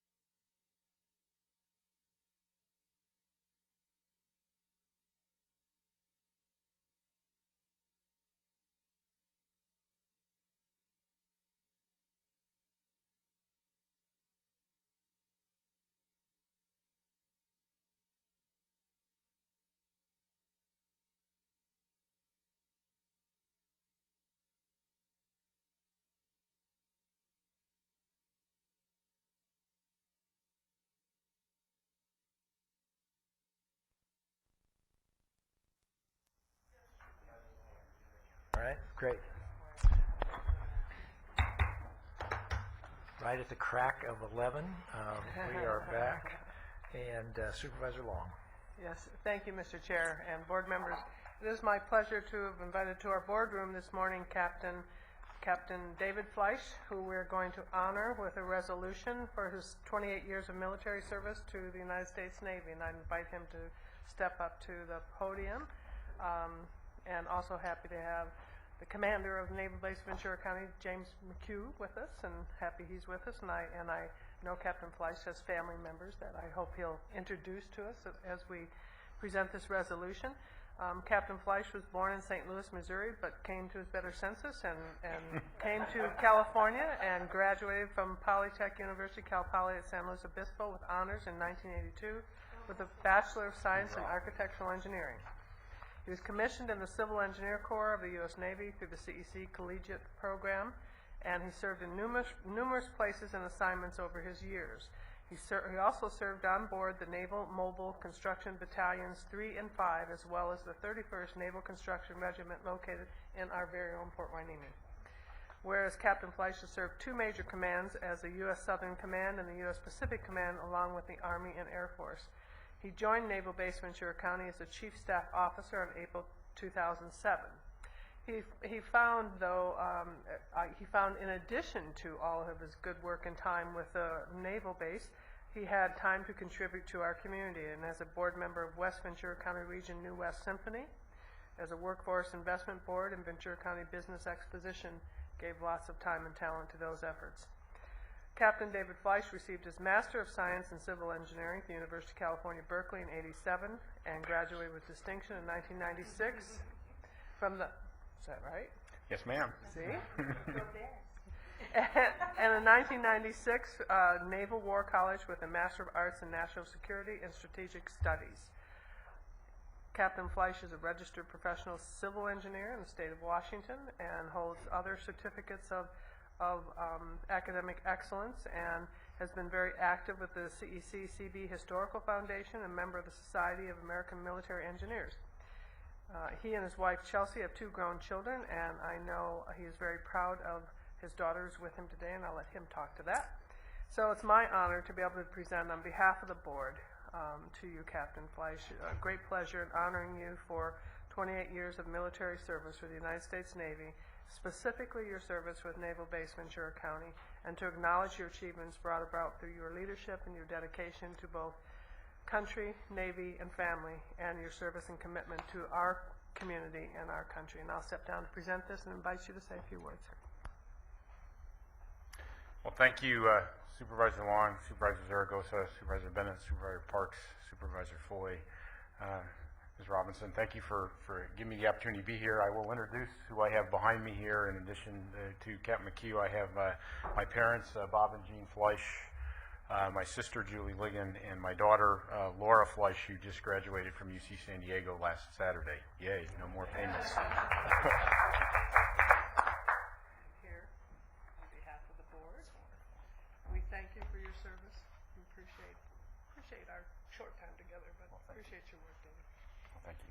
As Supervisor Long said, this is my third time being stationed here, and the good news for me anyways, I'm not leaving. We're staying in the area here. We bought a home here a couple years ago in Ventura, so we're planning to stay. Don't know exactly what I'm going to be doing yet. I have several job opportunities, but one of the wonderful things in this tour, in addition to being in the Navy and working here, is I've had the opportunity to work with a number of county and other agencies. In addition to what Supervisor Long mentioned, I also sit on VACITA as the Navy's representative, and have had a lot of opportunity to work with numerous organizations with respect to workforce and education. Work a lot with the County Office of Education and the two universities here, and I just think it's a really fabulous place. And I would like to thank all of you for the service that you provide the county and the citizens here. I think Ventura County is a great place to live. Having seen the planning that's going on in this county, both from a urban planning standpoint as well as economically and otherwise, I think the county's a great place to be right now. I think it's probably one of the best positioned counties in terms of economics and everything in the difficult times that we're in. So thank you for this, and again, I appreciate the honor.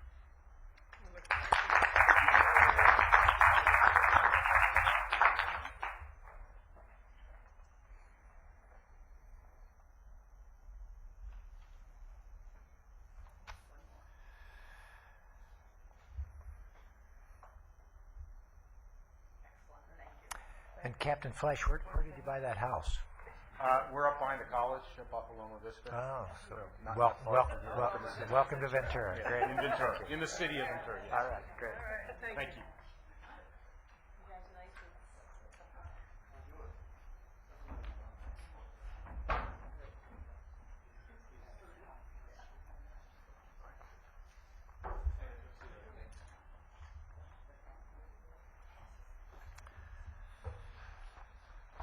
Okay. We're at our our other 11 o'clock time certain item. That's receive and file an update on imported water rate increases for the Callegas Municipal Water District water rates. Chair Bennett, members of the board, again, Reddy Pakala with Water and Sanitation Department of the Public Works Agency. This is an update of the imported water rates.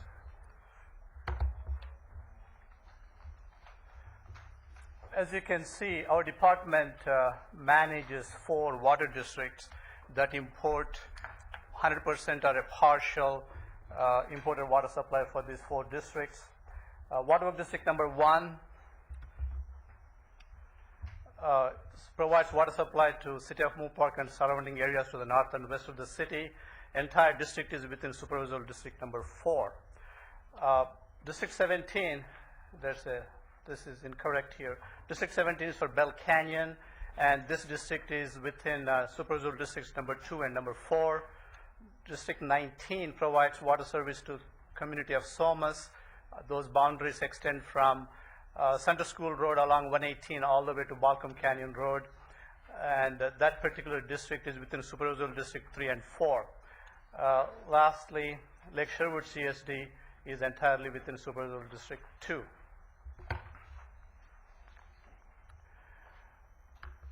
As you're aware, Metropolitan Water District provides water supply to 6 Southern California counties.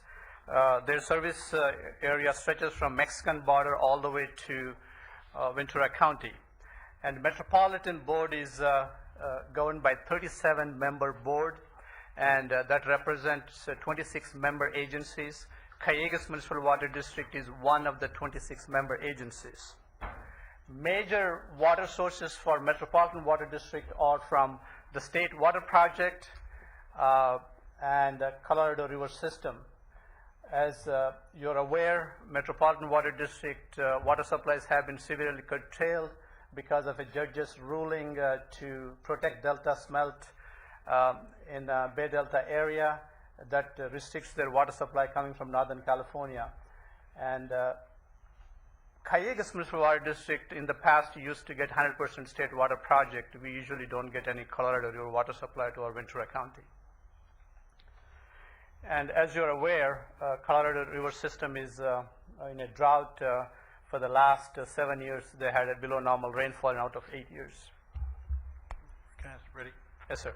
In that, the Delta smelt, we've been now, how long has it been since we've been holding back water? A year, 2 years? Oh, it's more than a year right now. And just to give you an extent of impact on Metropolitan, for fiscal year 10, Metropolitan annual budget is $1.37 billion. And Metropolitan pays about $478 million to the state water project, even though they're not getting any water like they were supposed to. They still have this fixed cost that they are paying the state water project. That's one of the big challenges that's being faced by Metropolitan, and they're trying to figure out how to come up with a fair way of sharing costs on the state water project. So they pay $500 million and don't get any water for that $500 million. Well, this year they have very limited amount of water from. And now the idea with the smelt, we've seen no increase in the number of fish, even though we don't do this. Is that what I've heard? That's what some of the reports show, that there has not been a substantial increase. Wow. Okay. And as you're aware, Callegas Municipal Water District imports water from Metropolitan Water District and provides water supply to 16 purveyors. We have 4 of the 16 purveyors within the district's Callegas service area, and Callegas board has 5 members, and their president, Mr. Ted Granson, sits on the Metropolitan Water Board. which, as I said, have a 37-member board. Locally, we have Fox Canyon Groundwater Management Agency, which has a mission of controlling extraction to bring the basins to safe yield. And GMA is a state agency that all of the pumpers are required to cut back on our pumping so that the local groundwater basin can be brought to safe yield.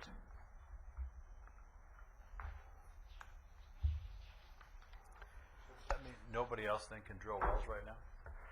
Recently, GMA has adopted an emergency ordinance to restrict, that do not allow any new wells until end of this calendar year. During this time, we are going through what's called a sub-basin management plan to figure out what the safe yield would be in the Las Posas Basin. So at least for now, no new wells. Only in that, but other places in Ventura County, you can drill wells, or only in the Yes. basin? Oh, okay. We could, only Las Posas Basin, there's a restriction. GMA has a prohibition of new wells until December of this year. Metropolitan Water District had public hearings at their offices in Los Angeles. Prior to their meetings, we have mailed notices to more than 13,000 customers who are within our 4 water districts that we manage, just so that our customers are aware of what's coming to us in the future. And of the 13,000, we received 4 letters. We have included those 4 letters in our board package. Of the 4 board letters, 3 are from District 1, Moore Park area, and 1 is for Lake Sherwood CSD. And we also have received 2 phone calls at the Moore Park office. Those phone calls basically appreciated that we are informing them ahead of time, and they have an opportunity to comment. And on April 14th, 2009, Metropolitan Board has adopted a rate increase of Tier 1 rate increase of 19.7%, effective September 1st, 2009. And they're also projecting a water rate increase of 21.5% on January 1st, 2011. According to Metropolitan, these cost increases were needed to offset their costs to replace the water they lost to Delta Smelt, and also reduced water sales because of the ongoing drought and the capital debt that they had to pay for the previously approved capital projects. They did defer the large capital projects so they can have a better control on the rates. And lastly, increased chemical costs. Cayugas Municipal Water District and local purveyors, including myself, have gone to these meetings. We have opposed the rate increases because of the double-digit rate increases coming down to us for the last several years. We have expressed our concerns about your board's position that we need to have cost controls. And Cayugas Municipal Water District, as a matter of fact, have voted no on these rate increases by Metropolitan Water District.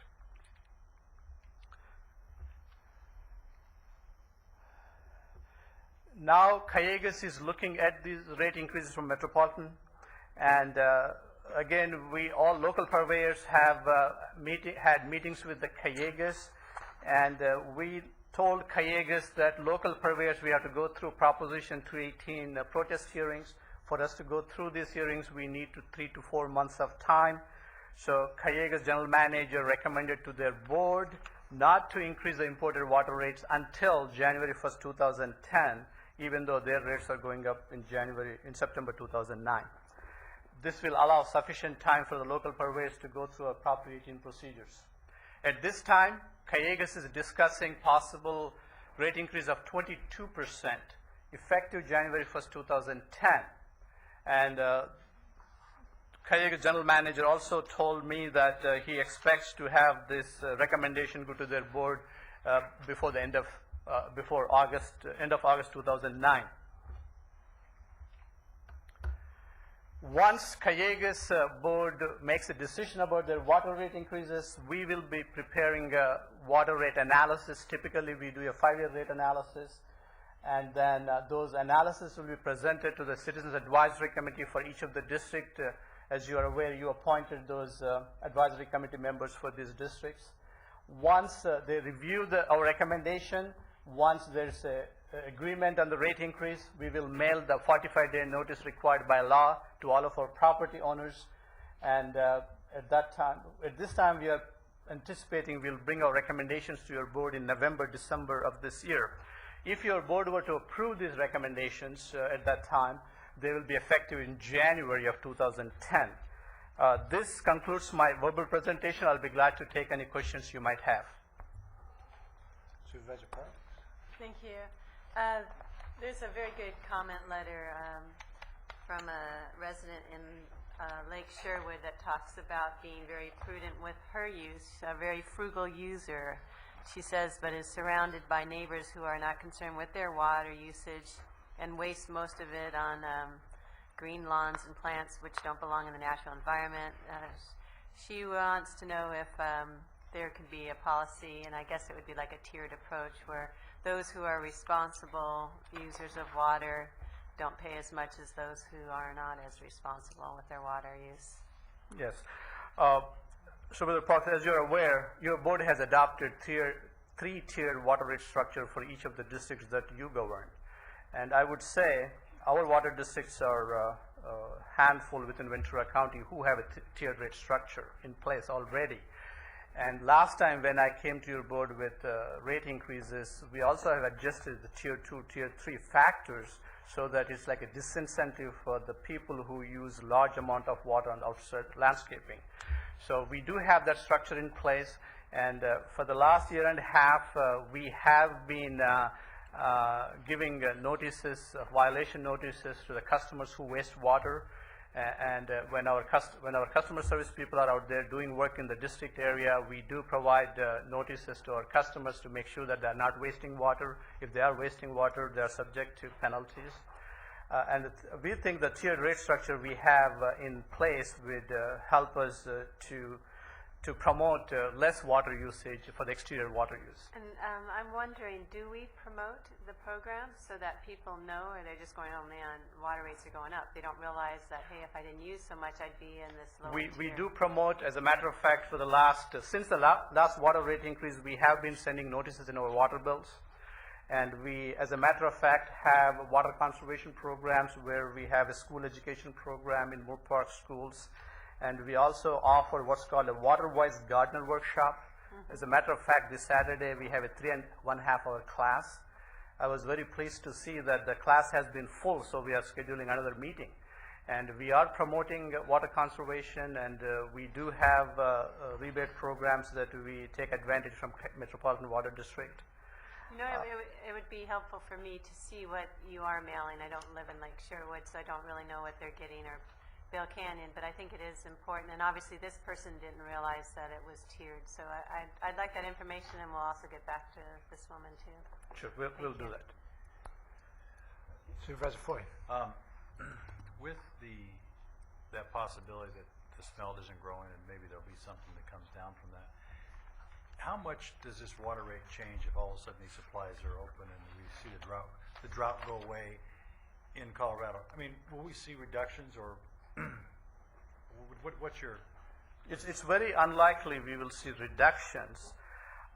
Once they got you, they got you. Well, one of the difficulty is because of these restrictions in Northern California, even there's no drought, you cannot bring the water down. Even if you have plentiful of water in Northern California right now, you cannot bring the water down. And and for the last 3 years, Metropolitan has been withdrawing from their storage reservoirs, and they need to replenish them back again. That's going to take time. And depending on how long the wet weather would be, the next cycle of wet weather, it will all depend whether they're able to replenish all of their groundwater storage basins. And as you know, there are storing underground basins, like in Moore Park area. Callegas has ASR project, and Metropolitan has similar projects in the Colorado River Basin too. So our feeling right now is, I don't believe the rates will come down, but our expectation is that after these 2 years of double-digit rate increases, there would be a manageable rate increases. We have been communicating with Callegas and Metropolitan that this is not a good way of doing business with a double-digit rate increase. If we can gradually increase or small, like cost of living increase, I think that's where they'll end up going after this 2-year cycle. Okay. Supervisor Wong, you think? Supervisor Wong? Yeah, we just like the 4%. Efficient. The slide before this last one, Reddy, you've got Cayuga's considering rate increase January 210 to allow sufficient time for water purveyors within Ventura County to follow Proposition 218 procedures. If the notices go out and everybody protests, what? Well, under the state law, if we get more than 50% protests in a given district, we think the rates may not be increased by your board. So we have to go back and come up with the different options of what needs to be done. If we don't do that, what operation maintenance would be cut back? We have to come back to you with some in other our proposals. districts. Our districts, not, yes. Yeah, It's our it districts. doesn't affect metropolitan. It does not affect metropolitan, it does not affect Cayuga's Municipal Water District. And that's Prop 218. Supervisor Zaragoza. Thank you for an excellent report. Just to share with you, I think Supervisor Parks mentioned about the education. The city of Oxnard has an education program where they have the government channel. They had WaterWise had a program where all the 4th graders from throughout the Oxnard Elementary School District went to the Performing Arts Center to understand about water use and so forth. And they also have the water bill information that they send out on the usage of water, and also the school programs, that Ken Ortega has an excellent program on that too, and I know you know Ken very well. Yes.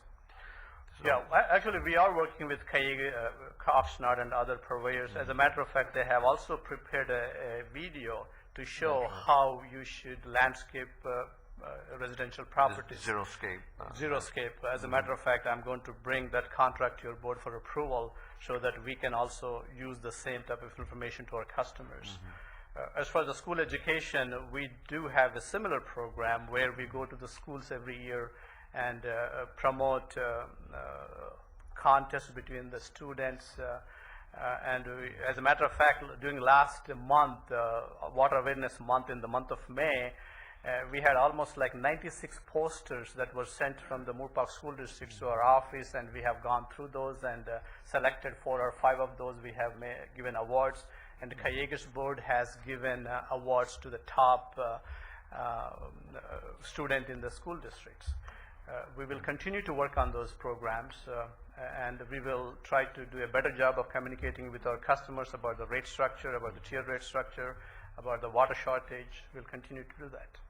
Supervisor Park. I just note on Monday at the Triumph Sanitation District, we have an Oak Park water system, and I've got a proposal for us to give awards to people who swap out their lawns for drought-tolerant landscape, and then do some tours. We'll set aside a day, and those who are the award winners will go and tour their places, in another way to just educate people, because that really is, I see, as more of a permanent solution to swap out your lawns. Yeah. I think the permanent solution is we try to figure out how to change the behavior of the people to change exterior water use. That's where our focus will be for next several years. The city of Oxnard has a molecule too, that goes through the little mascot, it's a big water drop that goes from school to school, to talk to the kids about water conservation. So. Yeah. Great. Anything else? All right, we're done with our questions. We're ready for a motion. Go ahead and move. All right, moving the receive and file recommendation. Looks like I ended up making the motion here. Okay. On my screen it says mover Steve Bennett. All right, but it's all passed. Great. We have one more 11 o'clock item. Chair Bennett, members of the board, again, Reddy Pakala. This item is for a consulting services contract for the Moore Park desalter. As I mentioned earlier, we have our imported water rate costs are going up, So we have been looking at ways to stabilize water rates in the future. And this particular project is for Ventura County Waterwork District Number 1. Waterwork District Number 1 provides, as you're aware, water and sanitation services to the city of Moore Park. And for the district water portfolio, we have groundwater supplies, we have imported water supplies, as you're aware, and we also have been reclaiming water from our Moore Park wastewater treatment plant since 2003. We have 1.5 million gallons per day tertiary treatment plant that we have been using this water for beneficial uses. And as we mentioned, we continue to promote water conservation. Those are the 4 areas that we have been working to come up with a different water supply for this district customers. And we are recommending this Moore Park desalter project so that we can stabilize imported water rates, and we will have local control of the costs if the project was done by Ventura County Waterwork District Number 1. It will reduce the dependence on imported water. This is a district service area. What you see in red and yellow is our service area. Red is the sphere of influence. Just give you, this is 118 freeway here, and our boundary extends to almost Balcom Canyon. And this is District 19. It goes all the way to Center School Road along 118.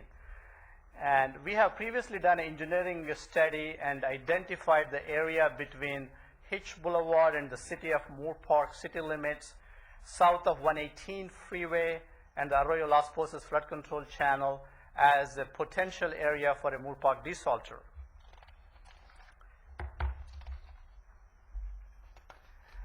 As I mentioned earlier, Fox Canyon Groundwater Management Agency controls all of the extractions from the groundwater basins to bring them to safe yield, because most of these basins are overdrafted, except in our case, South Las Posas Basin is full right now, but it has high salts. And any extractions from this South Las Posas Basin, GMA has to approve extractions from this basin. This map shows you different groundwater basins within GMA. This red line is the GMA boundary, and here is the South Las Posas Basin. On the surface, the approximate limits of this basin would be so much traffic light at 118 all the way to Moore Park College. I would say 118 freeway all the way to the Camarillo Hills. That's the extent of this, what we call a shallow groundwater basin, which has very high salts, chlorides, and sulfates. The water is full, the basin is full right now. It has been overflowing into Pleasant Valley Basin, causing some degradation of wells in the Camarillo area. So we have been working with the local pumpers and the Cayugas Municipal Water District to figure out what should be the basin management plan in this area. We'll continue to work with them. And at this time, we are recommending that we proceed with a consultant services contract so that we can figure out what the total cost would be and where the funding would come from for the capital project, and also we can start the next process in our project. This project has been in our master plan, in our district master plan. It also has been in our 5-year capital program for a few years now. But we have been waiting to see now that the imported water rates are going so high, we think this project will become economically viable project for the district. We are recommending that your board approve a consultant services contract with the Kennedy Junks Consultants, who have recently helped the city of Oxnard to complete their first groundwater desalter project. Is part of the great program that city of Moore Park has completed. Should your board approve our recommendation, we will prepare the preliminary design report. The design report will include the number of shallow groundwater wells that are needed we can extract the water from, and we will also figure out what should be the capacity of this desalter, how much water can we extract without impacting others, and we will come up with the estimated construction cost, life cycle cost, and also cost per acre foot.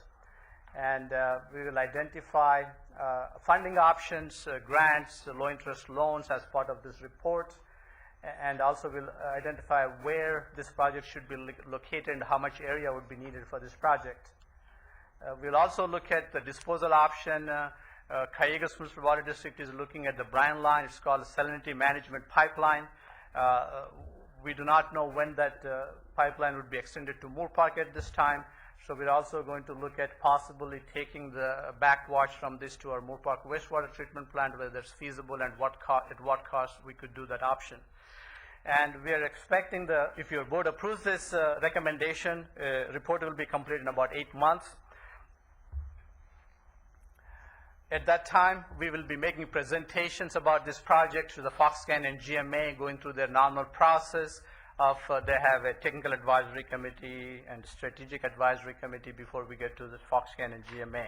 We'll also be going through what's called a Las Posas pumpers group in Las Posas area, which includes Cayugas and all of the pumpers in Las Posas Valley. We will prepare a financing plan. We'll also initiate the CEQA process, and we would bring a CEQA document at that time to your board for your consideration.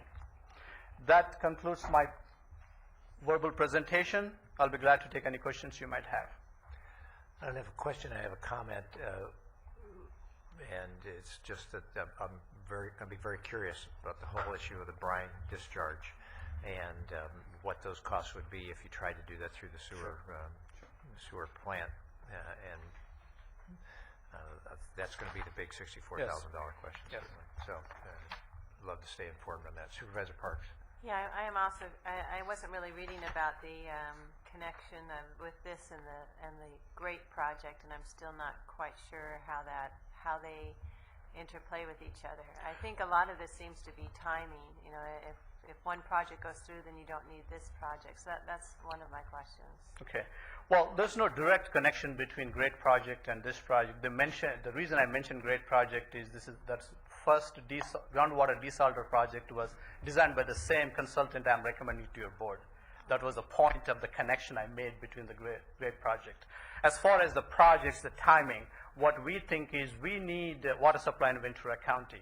To me, it's more the better. If we can come up with a high quality water at the reasonable cost, I think it will help us to control our water rates. And then also the Cayugas line that's being built, that's taking wastewater from like Hill Canyon, I think from Simi, right, and bringing it down to the agricultural lands. Does that then increase the salts in the lands that we're now looking at trying to desalt? The proposed Cayugas brine line, now that has been renamed, what's called a salinity management pipeline. Say it again. Salinity management pipeline. Salinity management pipeline, SMP. That's they renamed that project. That project is planned to extend from ocean outfall, which is by city of Port Hueneme. It goes through. It's supposed to be serving 5 wastewater treatment plants within Cayugas Creek watershed, namely Camarosa Water District, Camarillo Sanitation District, Thousand Oaks Wastewater Treatment Plant, Waterbrook District Wastewater Treatment Plant, and Simi Valley Wastewater Treatment Plant. Initially, when this was proposed, the main idea was to export salts so that we don't have to put the reverse osmosis treatment plants at the wastewater treatment plant, which we thought was not the right solution to take care of the salt problem. So when that pipeline comes in, we will be constructing desalters like the one we are proposing here. So you take the salts from the underground, export to the ocean. So even the farmers would have the same ability to export salts. As a matter of fact, it will take the salts from the groundwater basin and send them to the ocean so that you are cleaning up the groundwater basin locally. So it will help cleaning up the basin with high salts. Okay, so the question was, does the projects that bring it in from upper in the watershed, Simi, Hill Canyon, add to the salts in that basin? Okay. Because I know that they are taking their water, right, or at least they're planned to, I think they already are, and selling it to the farmers. And so I'm just wondering if that adds to the salt that we are then looking at trying to clean up. Well, right now, all of the wastewater plants which are discharging are adding salts. And the solution for the wastewater treatment plant is to export enough salts, what they are contributing to the groundwater basins. These desalters projects are the solution for the wastewater treatment plants where we export salts. So you're right, each wastewater treatment plant discharging the waste or adding salts into the groundwater. But this desalter projects will export it out of the groundwater basin. Okay, So to balance the salt. Right. And to me, it seems like it's more efficient to just desalt at the source instead of add it to an area and then extract it from an area, if you will. And I that's why think I'm just kind of looking at timing with the brine line, which is now the salinity management pipeline. I think that was supposed to deal with that, wasn't it? Yes, it is supposed to deal with it. You're correct. The areas where there's high salt discharge, I think that has to be looked into exporting those salts. But most of the wastewater treatment plants, for example, Moore Park wastewater treatment plant, our TDS and chloride limits are within the limits. We don't really need to treat that water. As a matter of fact, our chloride limits are maybe 140, 150. The limit is 150 milligrams per liter. So the TDS is about 400 to 600. So if it's a wastewater treatment plant, most of the time you are within the limits. But there are certain, like in Simi Valley, there's a groundwater basin that's being pumped into the Simi Valley, Arroyo Simi, that has high salts. And if your point is that those type of groundwater basins need to be treated, I think that should be part of the solution, yes. That's what I'm thinking at the source. I hate to make more effort for us and a different water district to have to pay for that cleanup, for example. The other question I have is, I haven't heard the expression desalter. Is this nitrification, denitrification system? Is that what this is? No, nitrification, denitrification is typically on the wastewater, where you are nitrifying, reducing the nitrates. Desalter is basically you're removing the salts.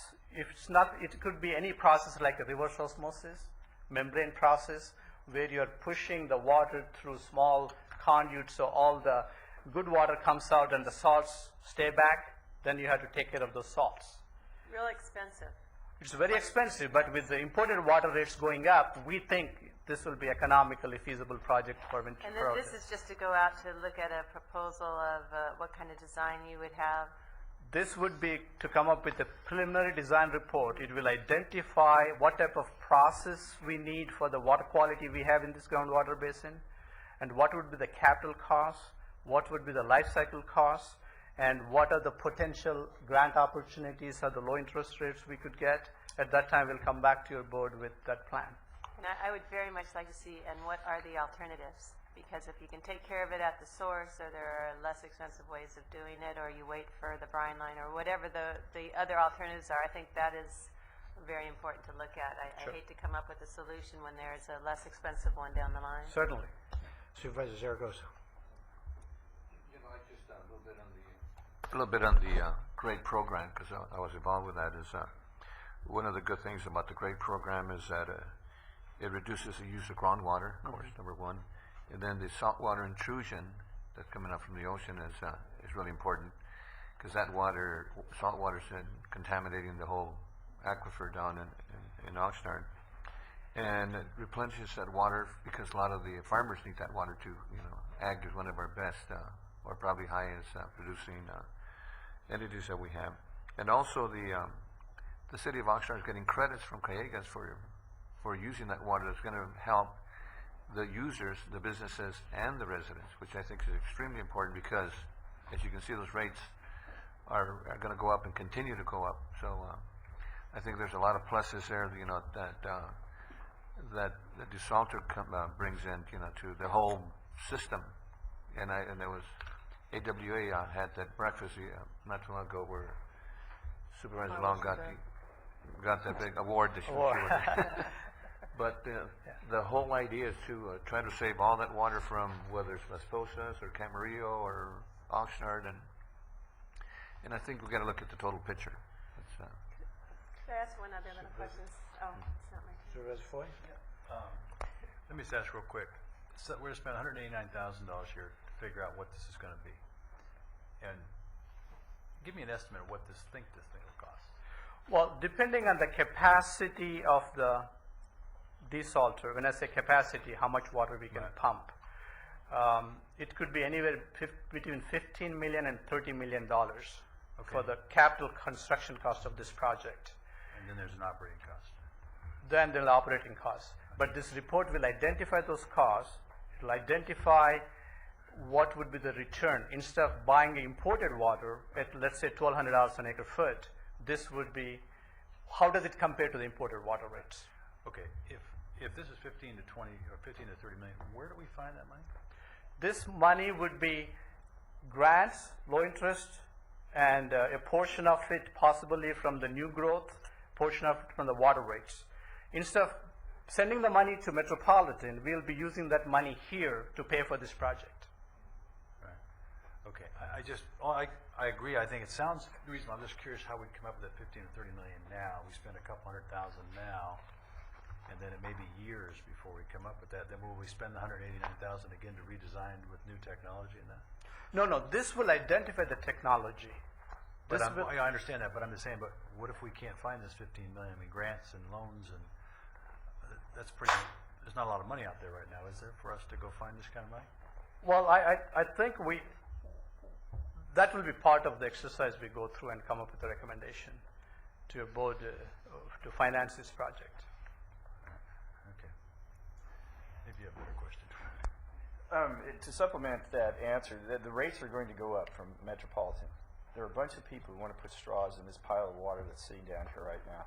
And in response to Supervisor Parks' question that we need to look at the bigger picture, that's happening in the Las Posas Basin Users Group, we hope. That's plan is underway. Reddy's got a parochial plan right here that represents his ratepayers' best interests. It's very much focused on what will do the best for him. But your board needs to be aware that there's a regional proposal out there that's going to do something similar. What Reddy's doing is putting another horse on the track. If we just stood back and waited for Kaigas to come in, drop the straws for us, they'll be telling us how much we're going to pay. We're going to tell them this is how much we think it should cost. I mean, essentially, that's what this will do. It's going to happen one way or another, whether we do it or we wait for them. So your board will probably hear from Kaigas that maybe we need to play on the team. There's this public policy thinking out there right now that, Thousand Oaks is 100% reliant on state water. Simi Valley, very high percentage state water. What they want to do is drop straws into Las Posas Basin, pull the water out, and then share the costs or soften the cost of the state water increases to Simi and Thousand Oaks. Maybe a good public policy argument. We don't know. We're not in that discussion yet, but it's coming, and so your board will probably hear about it. What this will give your board is just one more piece of information for that big public policy puzzle. Does that make sense? And you're saying we're going to incur these costs. Either we're going to pay to pump this out and control the cost ourselves, or we're going to pay Kaigas for the water, but this water is going to get pumped out as state water rates keep going higher and higher. This water is going to get pumped. And it may be that we pump it ourselves. It may be that Kaigas pumps it. But for us to have even the possibility of pumping ourselves, we have to do this first step. But it will always be the case, we hope, that with the initial capital and the operations, that it will be less than buying the state water as the state water goes up. In either case. Right. But this puts another horse on the track, so you just don't have the nag walking the street. So you got. I mean, it's a gadfly. Sorry. Okay, I guess from this 15 to 30 million, then that I agree. I do think these 20% rate increases aren't going to go away. The state's going to keep dinging us and based on that. But will this, with $30 million, will we pump enough water that we can somewhat offset some of that? You think? Yes, that's the plan. Yes, it will be. Okay. Yes. So it's a big enough system that it could do that. When I say 15 to 30 million, if you were to produce like 5,000 acre-foot per year to 10,000 acre-foot per year, that's the numbers we'll be looking at part of this report. Right. The reason I say we think this is most this economically feasible project, when City of Oxnard constructed their project, their end costs were lower than the imported water costs. So even though it has to be financed, that's how it worked out for them. So we think this is a worthwhile project for us to move forward with.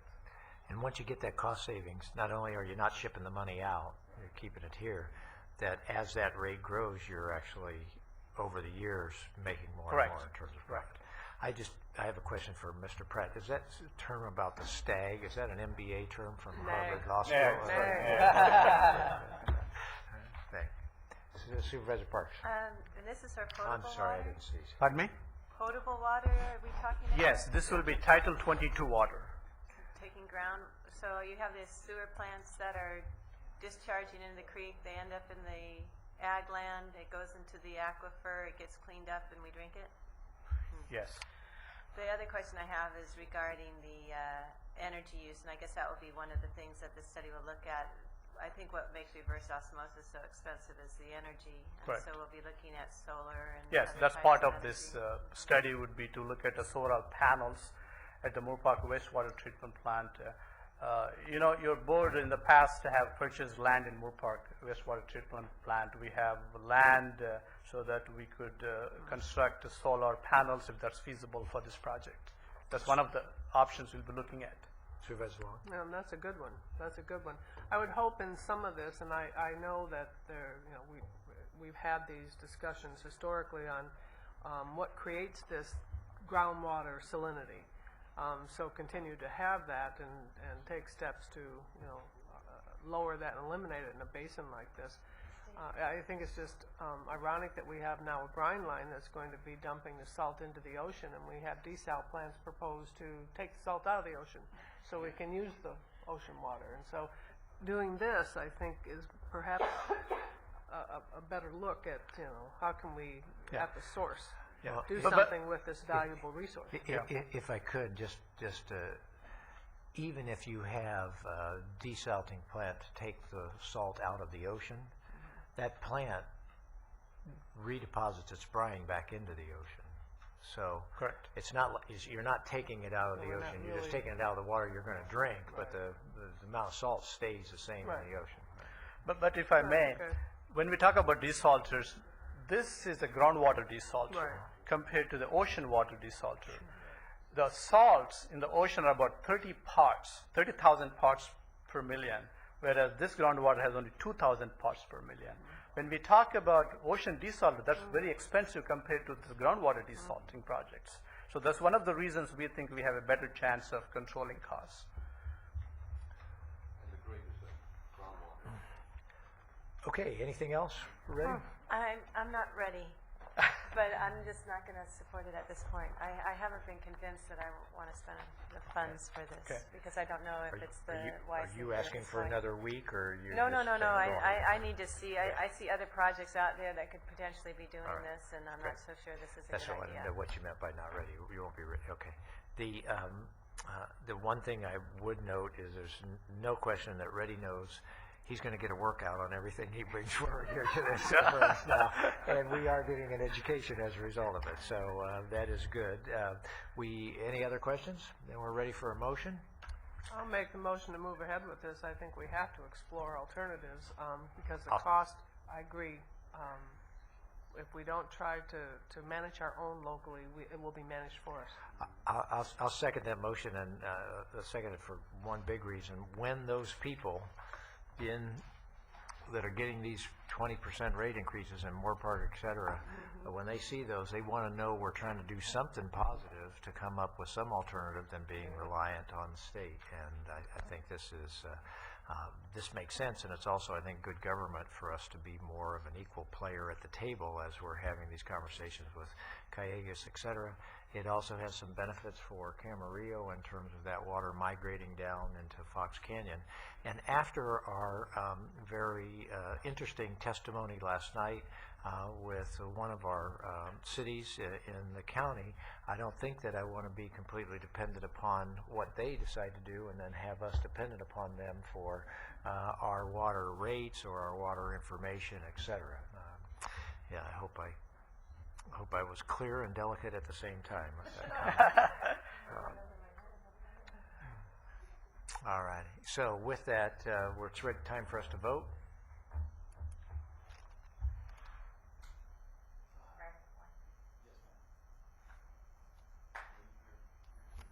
That passes 4 with 1 abstention.